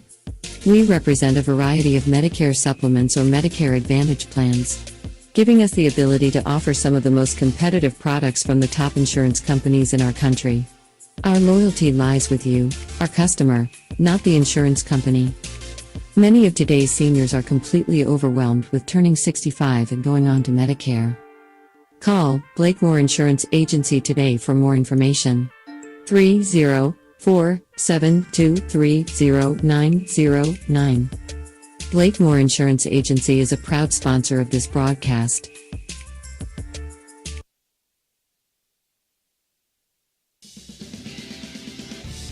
You're listening to Ohio Valley Sports Online, the sports authority. If you want to get your message heard, visit us on Facebook and leave a message. Ohio Valley Sports Online is on any connected device, phones, tablets, smart TVs. Follow us on Facebook and don't forget to subscribe free to our YouTube page. Type in OVSO. You will get immediately notified the instant we go live with our next broadcast. Looking for a great deal on a pre-owned vehicle? Ohio Motor Group has you covered. Visit us in Steubenville, Bridgeport, or online. We've got cars, trucks, and SUVs to fit every budget and lifestyle. Bad credit? No problem. We offer guaranteed credit approval. If we can't approve you, no one can. Check out our inventory online at ohiomotorgroup.com or stop by one of our locations today. Drive away in your dream car.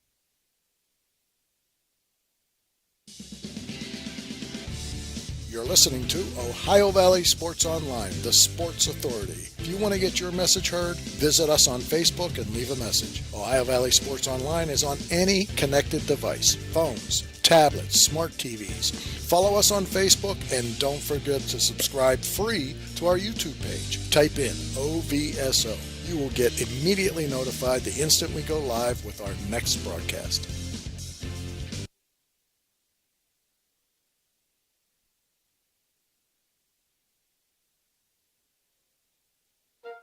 You know, Fort Steuben Maintenance should be your first choice when it comes to any and all construction projects, whether it's commercial or residential. Make Fort Steuben Maintenance your first call. You can rely on them to be the experts when it comes to roofing, concrete, plumbing, carpentry, just about any job that needs done. Fort Steuben Maintenance, they're fully licensed and bonded and will even give you a free estimate. Fort Steuben Maintenance. You want the number? 740-283-4890.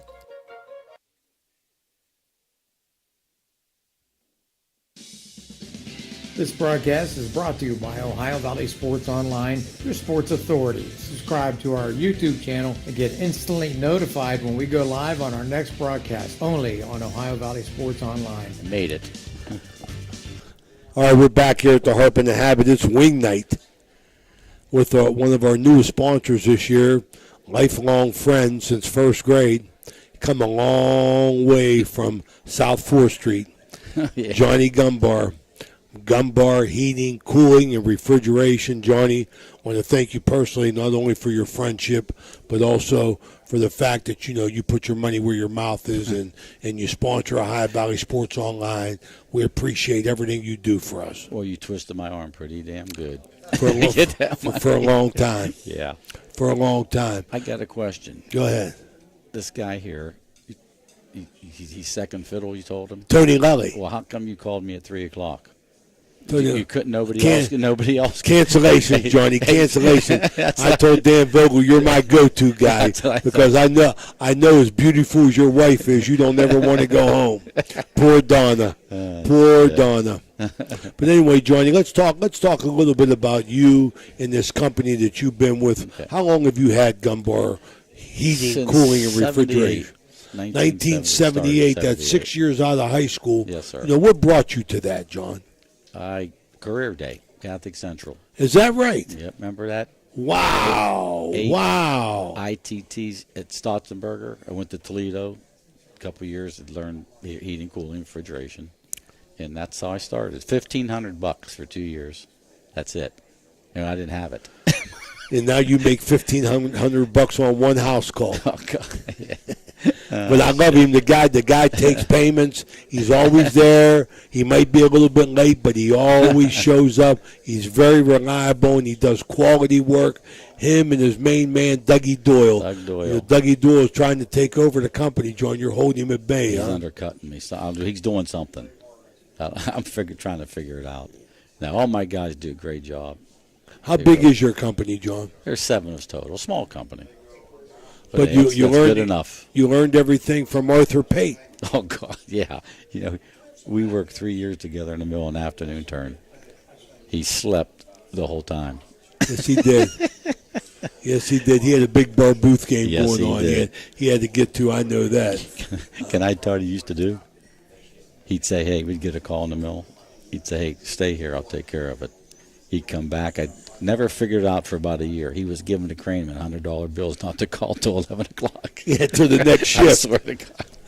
That's Arturo Pay. That's Arturo. Johnny, what are some of the things that you do? Your common occurrences on house calls. I mean, I know personally, but tell the audience. A lot of filters dirty filters. It's called a flame sensor. They need cleaned. I worked on one today. The blower motor's bad. Lady and Mingo had to order the motor. Thermostats, common things like that. A lot of licensing and certification and stuff going on there. Yeah, you got to be licensed in the state of Ohio to do this, and the city of Steubenville, even to do this heating, cooling, refrigeration. They're tough tests too. They're like 6-7 hour tests. Who you cheating off of? Well, I used to wear corrective glasses because all through grade school, I'd always look on the corner of my eye of the people, their test scores. It took me about 8 years to get my eyes straightened back out.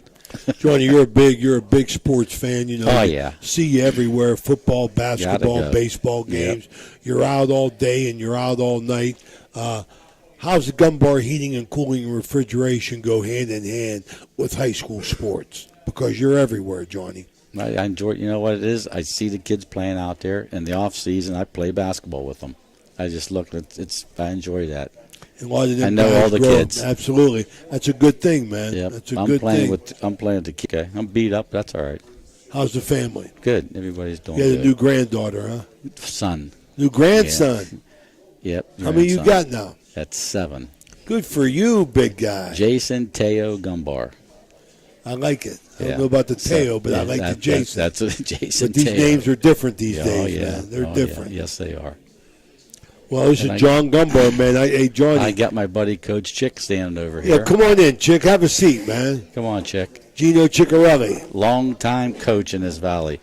Let me tell you, the first spaghetti dinner you ever had in Steubenville was at my house. Remember that? Yep. His first spaghetti dinner Several ever. Times. Yep. With Annie. Very nice.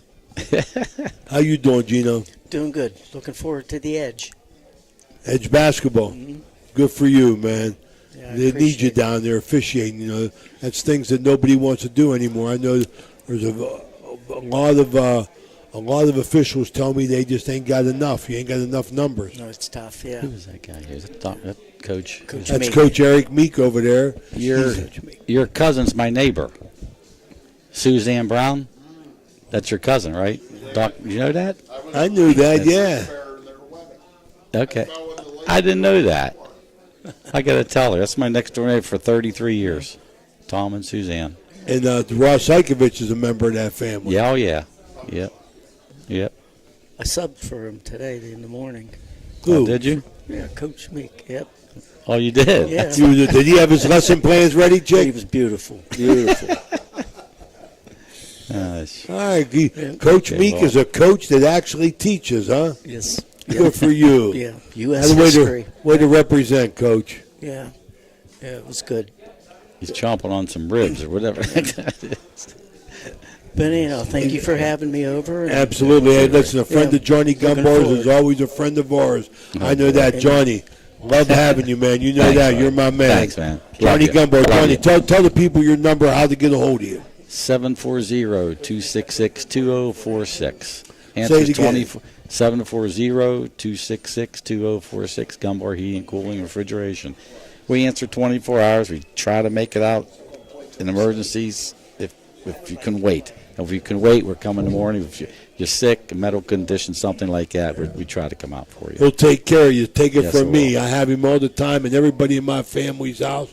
John Gumbar, heating, cooling, refrigeration. Number one more time, Johnny. 740-266-2046. He'll do you right. Good pricing as well.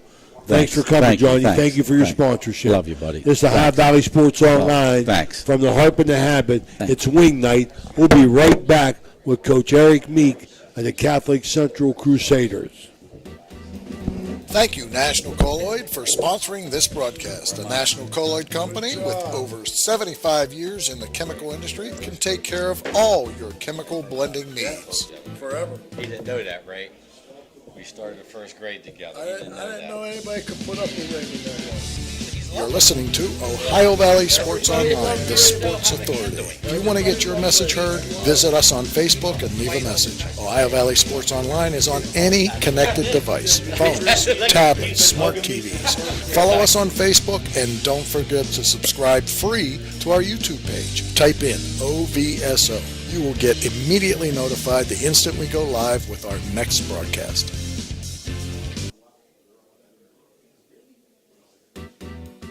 Thank you, National Colloid, for sponsoring this broadcast. The National Colloid Company, with over 75 years in the chemical industry, can take care of all your chemical blending needs.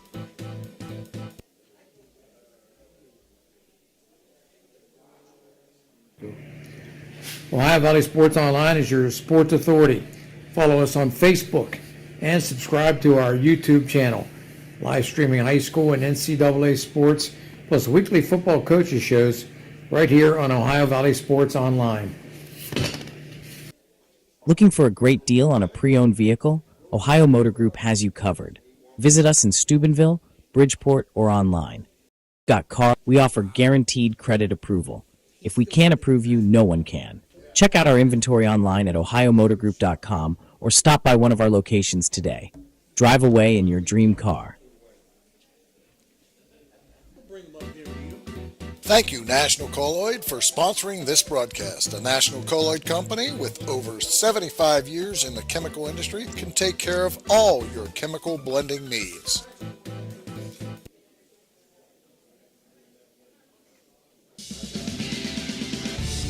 You're listening to Ohio Valley Sports Online, the sports authority. If you want to get your message heard, visit us on Facebook and leave a message. Ohio Valley Sports Online is on any connected device, phones, tablets, smart TVs.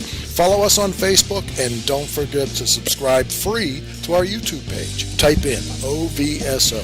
You will get immediately notified the instant we go live with our next broadcast. Thank you, National Colloid, for sponsoring this broadcast. The National Colloid Company, with over 75 years in the chemical industry, can take care of all your chemical blending needs. All right, we're back here live at the Harp and Habit, Franciscan Square in Steubenville, Ohio. I've been tagged in to replace Jim DiCarlo, and Tony Lely's back in for Ray Suckoch here. And it's that time in the show for Steubenville Catholic Central head coach Eric Meek, being sponsored by National Colloid Company. Coach, this past week he defeated Carrick 26-18 to improve to 7-3 on the year. Came down to the last play as Matthew Sprockow was able to knock down a pass in the end zone with time running out to preserve the victory. Defense played well all night against a very explosive Carrick attack. He built a 14-0 halftime lead and then a 20-6 lead going into the fourth quarter. Talk a little bit first about defense. Peyton Roush, I know, had 3.5 sacks to go over 20 on the season. Yeah. 20 sacks. He had a heck of a game, as he's had all season. And I tell you, I thought our defense played really well. Their quarterback was very dangerous, and he started off 0 for 7 through the air. And then in the fourth quarter, they got a couple touchdowns on us. But I thought overall our defense really kept us in the game up through the first 3 quarters. I was not happy with our special teams at all. Now, Noah Huff didn't play last week, and he's our punter, so that might have thrown us off just a tad bit. But when we win, as I've done 25 years at 4 schools, we give helmet stickers, and it's never individual unless you're scout team player of the week. So it's always team and group, offense, defense, special teams. Right. Because we don't really like to signal out individuals in this team sport. That's the first time we only give out helmet awards if we win. So you could buy helmet awards. If you go 0-10, you might as well just put them in the shelf for next year. Right. But that's the first time in 25 years that we won, and I didn't give one special teams because we didn't get any of our objectives. So that's a negative.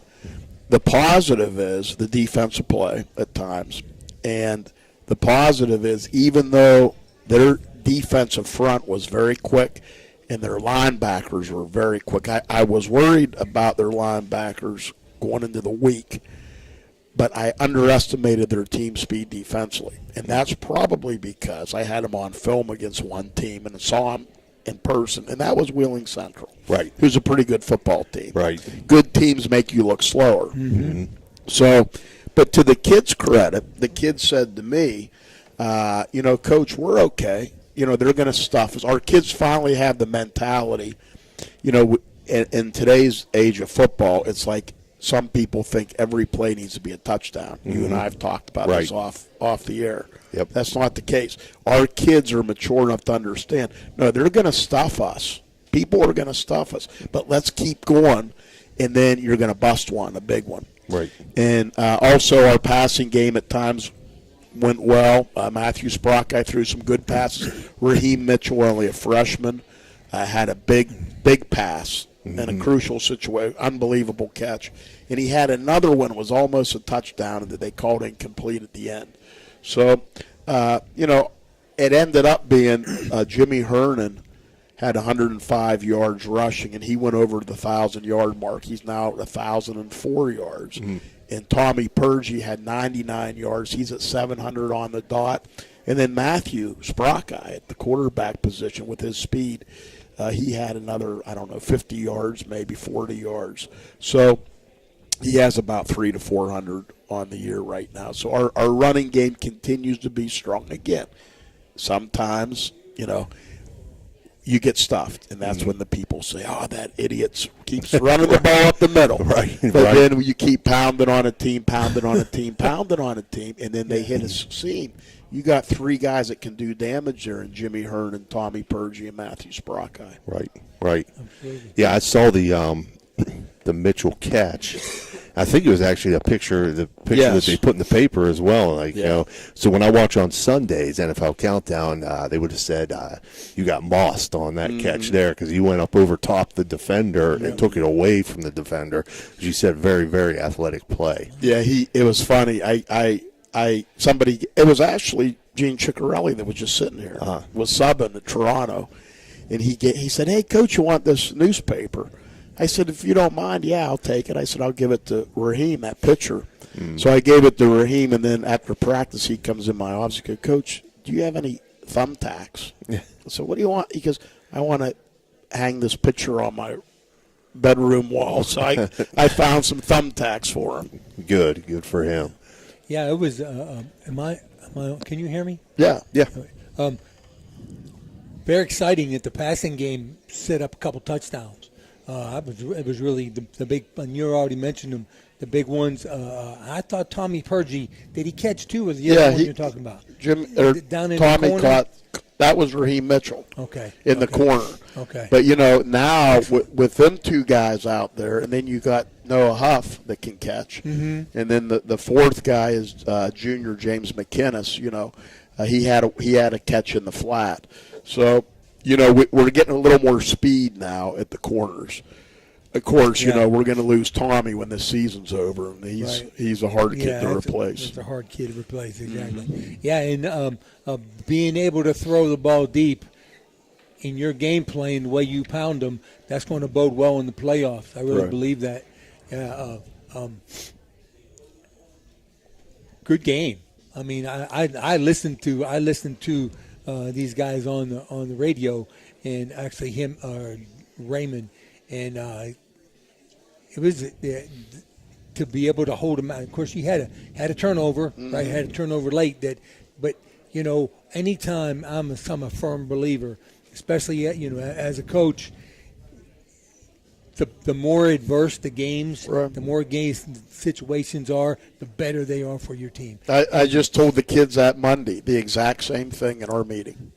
So it's the perfect time to have if you a game look like at if you look at our season, we've had some battles. Yeah. And we've won a lot of close games. And really, the week before, Connaughton was close until that game. Give them credit. They got it done in the fourth, and we didn't. That was a great football game, despite the score. Yeah. So we've been in some real tight games, and I tell the kids, hey, this is going to prepare you for life. It's easy when you're going. Listen, I will be honest, it's a lot less stressful when I go in. A lot more fun. It's a lot less stressful on me Sure. when I go in the half and we're up 35-0. But sure. The games he's talking here, or we gotta convert. I saw the will a couple times in the fourth quarter when we ran the ball on 3rd and 4, and it looked like we weren't going to get the first down, and we had those linemen, the surge, the extra surge. Gotta love that. And that's what this is all about. It really is. Because they're paying attention. They know the gravity of the situation, and they want to put their hands in they want to play their hands. Right. That's very exciting. Mm-hmm. Very exciting. So, Coach, new season begins this week. Playoff time. Your round one opponent is going to be River, who enters the game at 4-6. Their wins have come against Magnolia, who is currently 2-6, 48-20. Bridgeport 3-7, 48-6. Shenandoah 2-8, 38-7, and Buckeye Local 2-8, 39-9. Those wins come against opponents that are combined 9-29. Their losses have come to Colonel Crawford in the playoffs at 8-2, 55-13. Martins Ferry in the playoffs 9-1, 50-14. Monroe Central in the playoffs 52-6. Barnesville, who's in the playoffs at 10-0, 63-0. Shadyside, who's 3-7, 20-0, and Frontier, who's 4-6, 7-6. So those losses came against opponents that are combined 43-17. We talked a little bit before we went on here, Coach. Seem a little inconsistent at times, does River, but some of that inconsistency due to they played 4 really, really good opponents. Those first 4 teams you mentioned are really good. Right. We scrimmaged Monroe Central, and it was 14-14 and a half, 7-7 and a half, but their quarterback's good. We give us our defense credit. We picked them 3 times, but they doubled the yardage on us. Mm-hmm. But, it was 7-7 after the half. But what I'm saying to you is those were 4 really good teams. Mike Flannery, in my opinion, is one of the best coaches in the OVAC. I've coached against him before. He's an outstanding football coach. He got an outstanding staff. Some of those my old buddies that I coached against that were at Shadyside are on Mike's staff. Right. So, a little different than the Rivers teams that I've coached against in the past. They're more of a bigger group of kids that their line's huge. Yeah, very big. And they're going to try to just kind of go at you and hit you on play action. They have a 2-quarterback system. The one quarterback's a bigger kid who can throw well, and he was hurt. And then the other kid is a smaller kid that can run, pretty quick kid. Mm-hmm. But, it's going to be an interesting game. They do some neat things offensively that makes you prepare. Right. And, Coach Kostecki and the defensive coaches are doing a great job this week of preparing the kids. Right. Yeah, that's one thing. Another thing we talked about before we went on, because I was kind of asking, what's Coach Flannery doing now, having played him myself in the past, and like you said, he does some different things sometimes that really make you have the defense ready to adjust and prepare for, but also throws in some wrinkle that you don't expect. So you need to every play you need as a staff and as kids. And we have some really smart kids that pick up on things. But every play, you got to know who's eligible, how many linemen are on. Is there 7? Is there 8 linemen on the field, Right. on the line of scrimmage?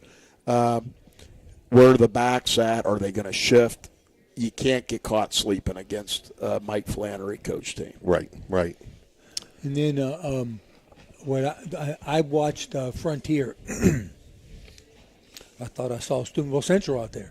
I mean, they were in the box. They were two tights. They were lining up, coming at it. So, I think it'd be interesting to see two teams, right, in the phone booth just hammering each other, and they are big. It might be a real quick big. game. So we might know by 8:30 who's advancing. There's going to be a happy group and a sad group because it might be a very, very quick football game. I can see that happening. I personally, I think they lack a little speed.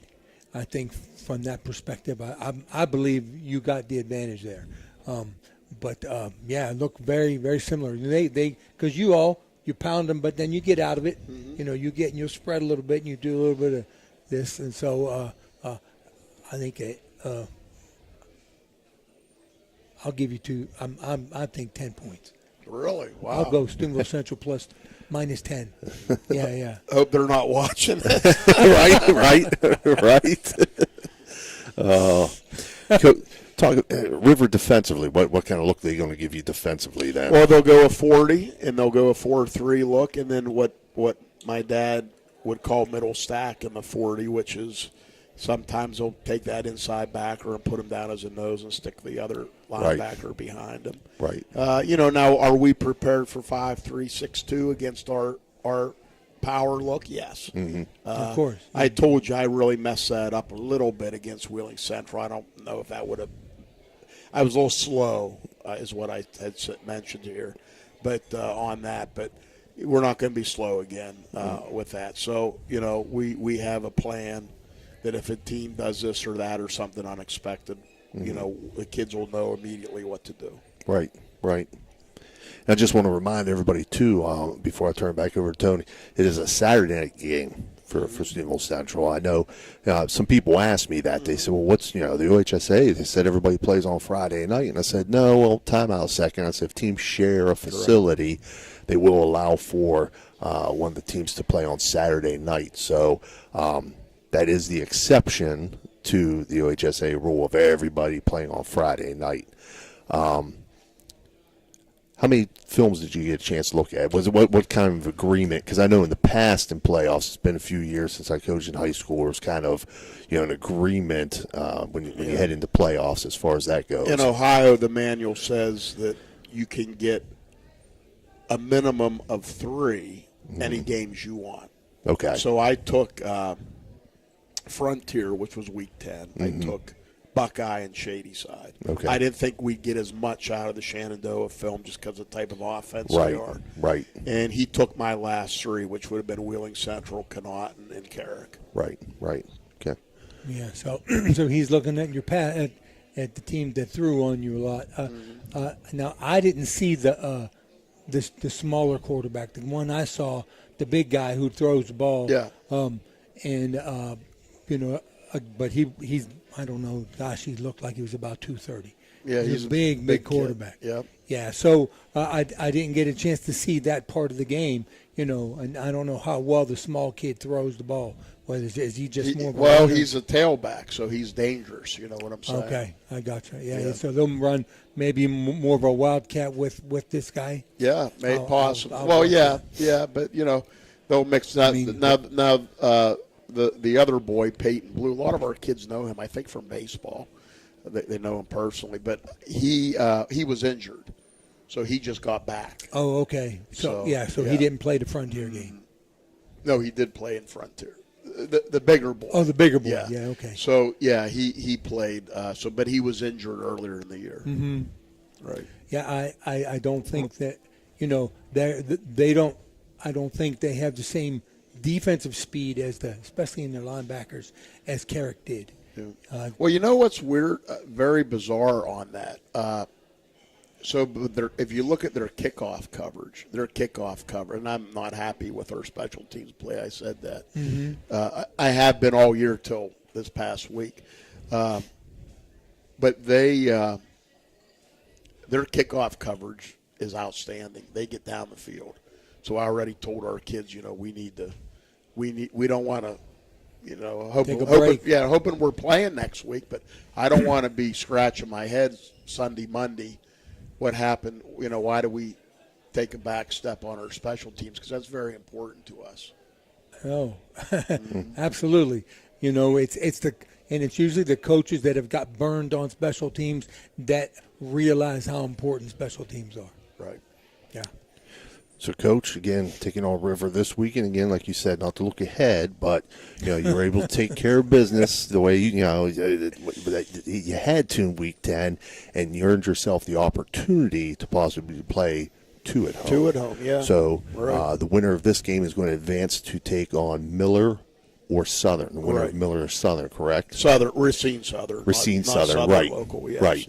Right. We played them back in 13. Yeah, You beat them. Yeah, Racine Southern, the That- Tornadoes. That was a home game. Yes. So that's yes. the last time we've played at home, and I told the kids that was a home win. Yes, So correct. that's something we have on our board there. To, Right. This is a big stepping stone this week. And here's the thing. I hope I'm back here next Wednesday with you guys, but I really do, because I've said it. Our kids, our seniors. I mean, they're just great kids, and I want to spend as much time as I can with them on a daily basis. So, but regardless, I think we've had a really good season. Mm-hmm. I think our kids have played hard. I think they've represented the school very well. We've stayed healthy for the most part. Right. And they've come to practice.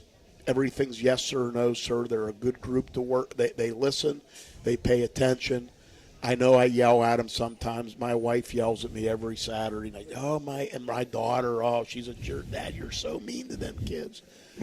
But you know what? They know. Yeah. They know how I am, the kids. Right. I mean, it's tough love, and I really care a lot about them. And it's going to be hard, like I said a week ago. Now we knew last week when we were sitting here we were playing this week. Right. I hope we're here next week. But regardless, whenever my last Wednesday is on this show this year, I respect these young men tremendously, and I'm very proud of the season they've had. And I just hope I'm back again next week. Absolutely. Well, Coach, wish you the best of luck against the River Pilots Saturday night, and I hope we have you back here next Wednesday as well. Okay. That's been Coach Eric Meek, brought to you by the National Colloid Company. We're going to take a short break, and when we come back, we'll have Weirton Madonna head coach John McCune. Okay. Coach.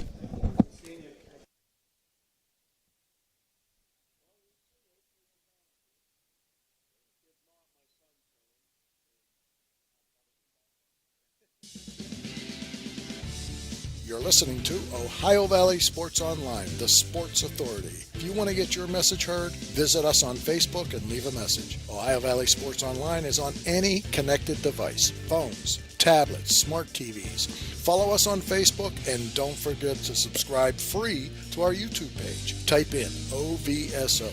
You will get immediately notified the instant we go live with our next broadcast.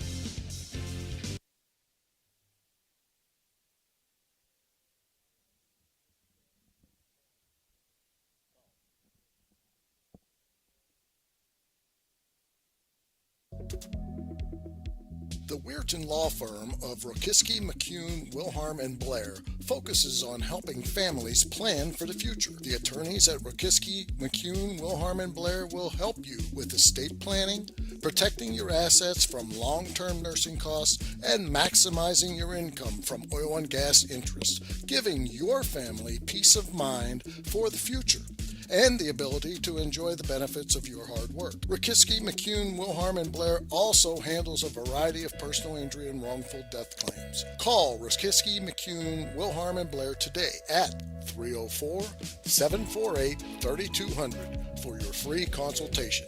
Let's go Blue.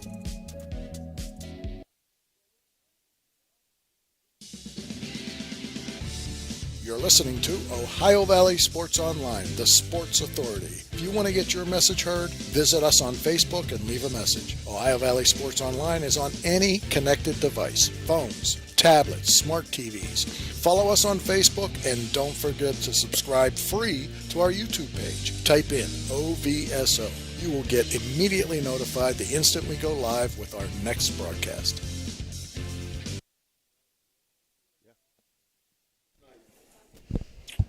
All right, we're back here live from the Harp and Habit at Franciscan Square in Steubenville, Ohio. Wing night. Every Wednesday night is wing night here at the Harp and Habit.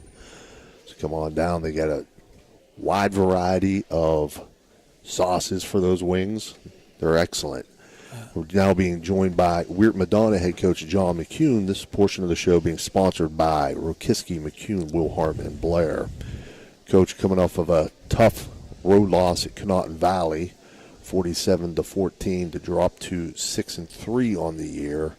The Rockets, they can put it up. They can put it up in a hurry too.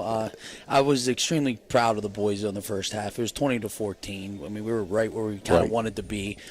We wanted to establish the run. I think I even said that in our radio show, hoping obviously Coach O'Hara wasn't listening.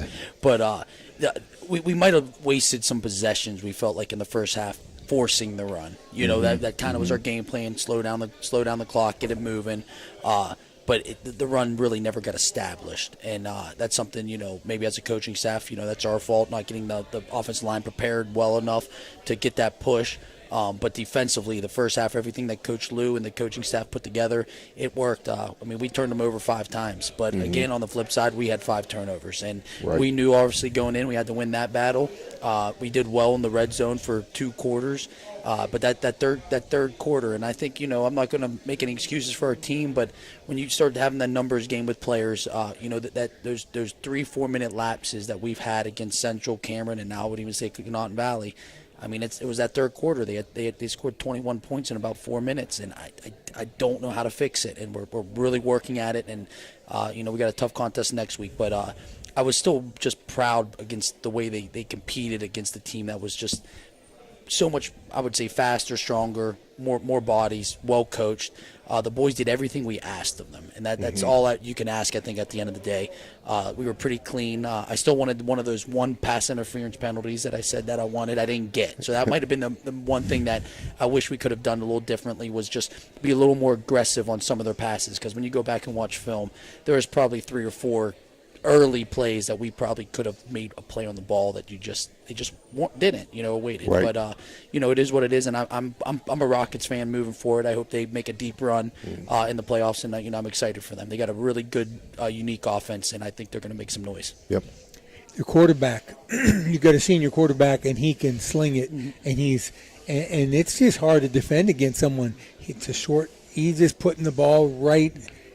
There's really no defense to a good pass. Right, and you know how that, and being on the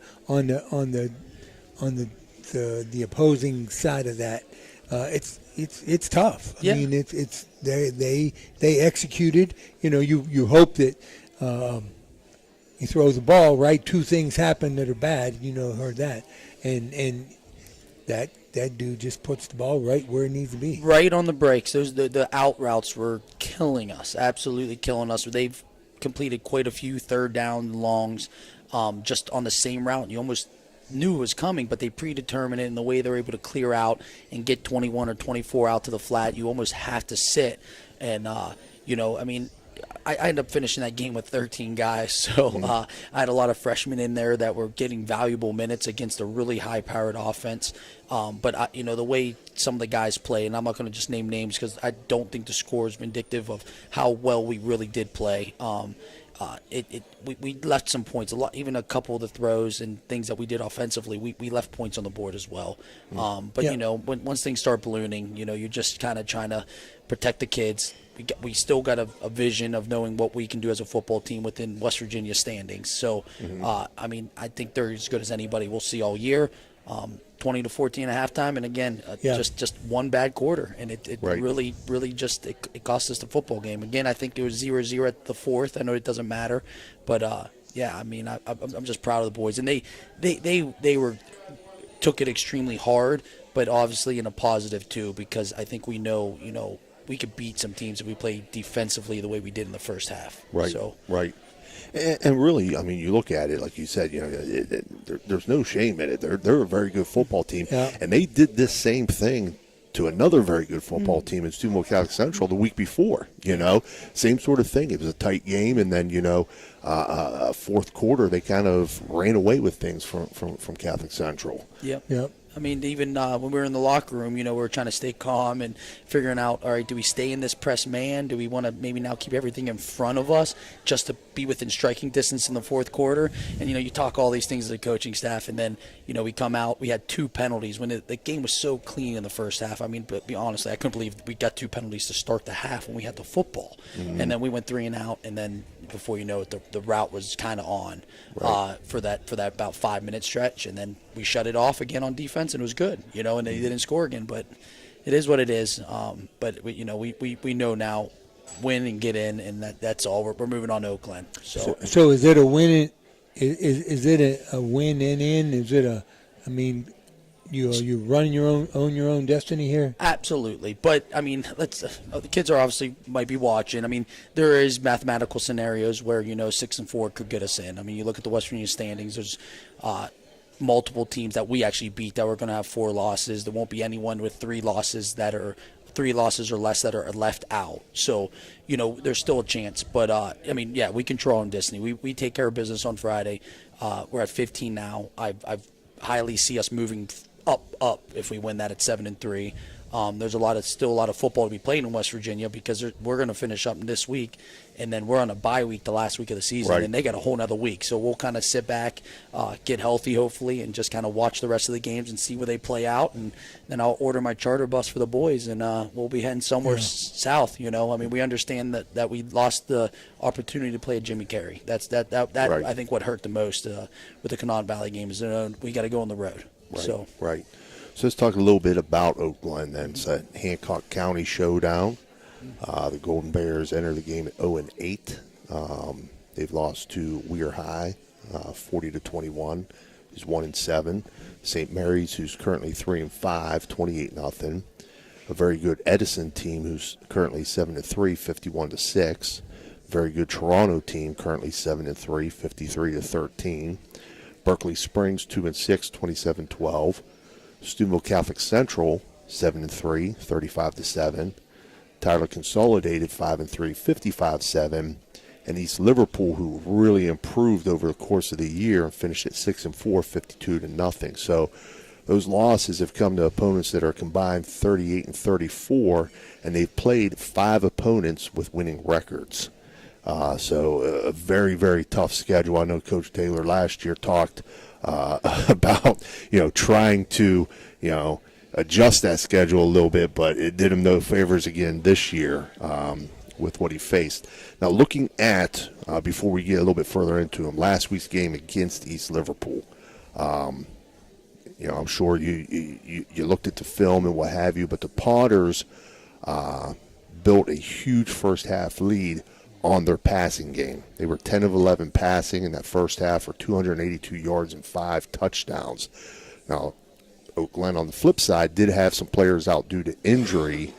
4 starters were out, and they were replaced with 3 freshmen that were forced into action, much like you've seen yourself. But they do hope to return some of those guys this week. Well, rightfully so. I don't want anyone not to be able to play the game of football, but I think, being a Hancock County football game, this was obviously circled on their schedule as well. Getting to play Madonna.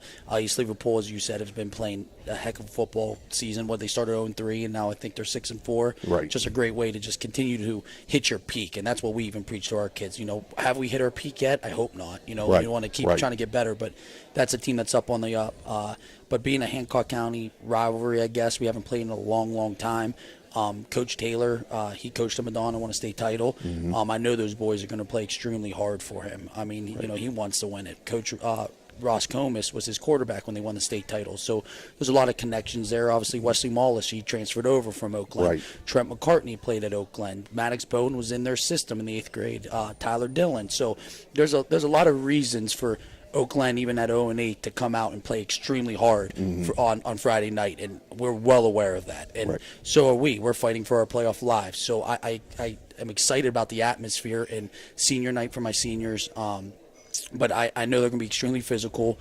We have 18 kids dressing, so I fully anticipate the best of Coach Taylor and his running attack that they've really been able to establish over the years. And I mean, you have 38, 34 against the teams they've played. I mean, we got 6 wins. I mean, he's going to literally play a full season of winning records, basically. Yes. I mean, that's Right. that's unheard of. I mean, Right. so I mean, this is not an 0-8 team with most of any other Double-A schedule. I mean, Right. so you know, they've definitely, and they had the injury bug. So we're well aware. I mean, I'm excited for it. I mean, I'm excited just for that now county schools might be playing. You know, us getting a chance to play Oak Glen. They don't have to travel far. We won't have to travel far. It's something exciting, and you know, I think the Blue Dons know what's, you know, the mission, and it's to take care of business on Friday night and get this team to the playoffs, as I've been saying all year. That's been the goal. Get us to the playoffs. Right. It's going to be a total flip and switch, too, from what you saw last week. Oh, my. Oak Glen's offense, Yeah. very, very different from Connaughton Valley's offense. You know, you're not going to see the ball in the air like you did against the Rockets. It's going to be, like you said, it's going to be ground and pound. Yep. It's going to be misdirection and so on. Oh, yeah. I mean, just obviously we don't have enough guys to run a scout team, and I think that's to an advantage for Oak Glen going into this week. I mean, again, I wasn't able to get as many alumni, but, you know, I was playing quarterback and getting Coach Ross and Coach Lou in there. I mean, just trying to run it and almost having to walk through it compared to the speed that we're going to see Friday. It's extremely hard to, you know, teach, and I think, you know, that's when you got the players to run that type of offense, it's very effective. But, you know, our guys, we got their senior leaders are going to pack the box, and we know we got to make tackles. We got to key on our reads and fly to the football. And offensively, you know, I mean, it sounds like they were a little accessible to the pass. I expect Maddox Bowen to, you know, extremely get the ball quickly, get out to our playmakers, and obviously we're still working on that running game, and we're not going to shy away from it. We definitely want to be able to run the football moving forward. So, you know, it's weird. It's kind of like a mystery with Oak Glen because we haven't played them in so long. So you know, my Uncle Dan was telling me about when they played them in the late 70s, and I'm like, I'd never even thought we would ever play Oak Glen. And here I am, year one as the head coach, and I see Oak Glen on the schedule. I'm like, oh, all right, you know. We're excited for the Double-A chance to get Double-A points too. You know, we need those 9 points if we're going to really move up and get away from some of those Wahama of the world and Camerons and have a chance to win a first-round football game. Right. But the coaching staff, we're excited, and this is a game, you know, we want to win. Right. And for our seniors, they haven't been in the playoffs. So, I mean, other than that, we're going to play fast. Yep.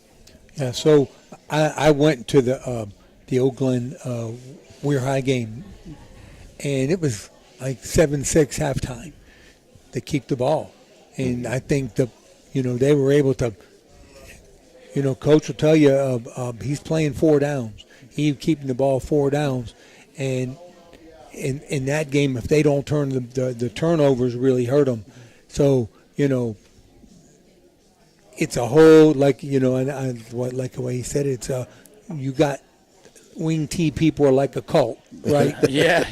and so it's a very the preparation. I found that, you know, against the Wing T team, you throw everything else out the window, and you have to get ready for the Wing T, and you got 3 days to get ready for it. So, and it's still going to be so different.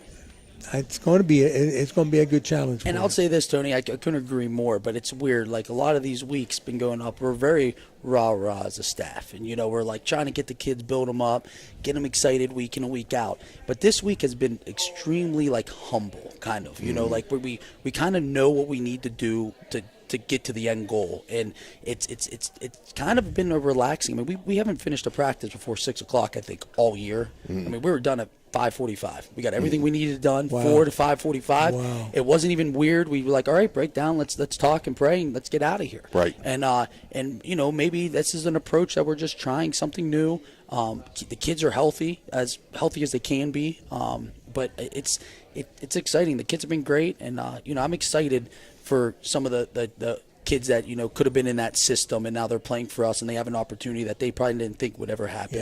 Yeah. It should make for a very entertaining, you know, player-on-player football game. Right.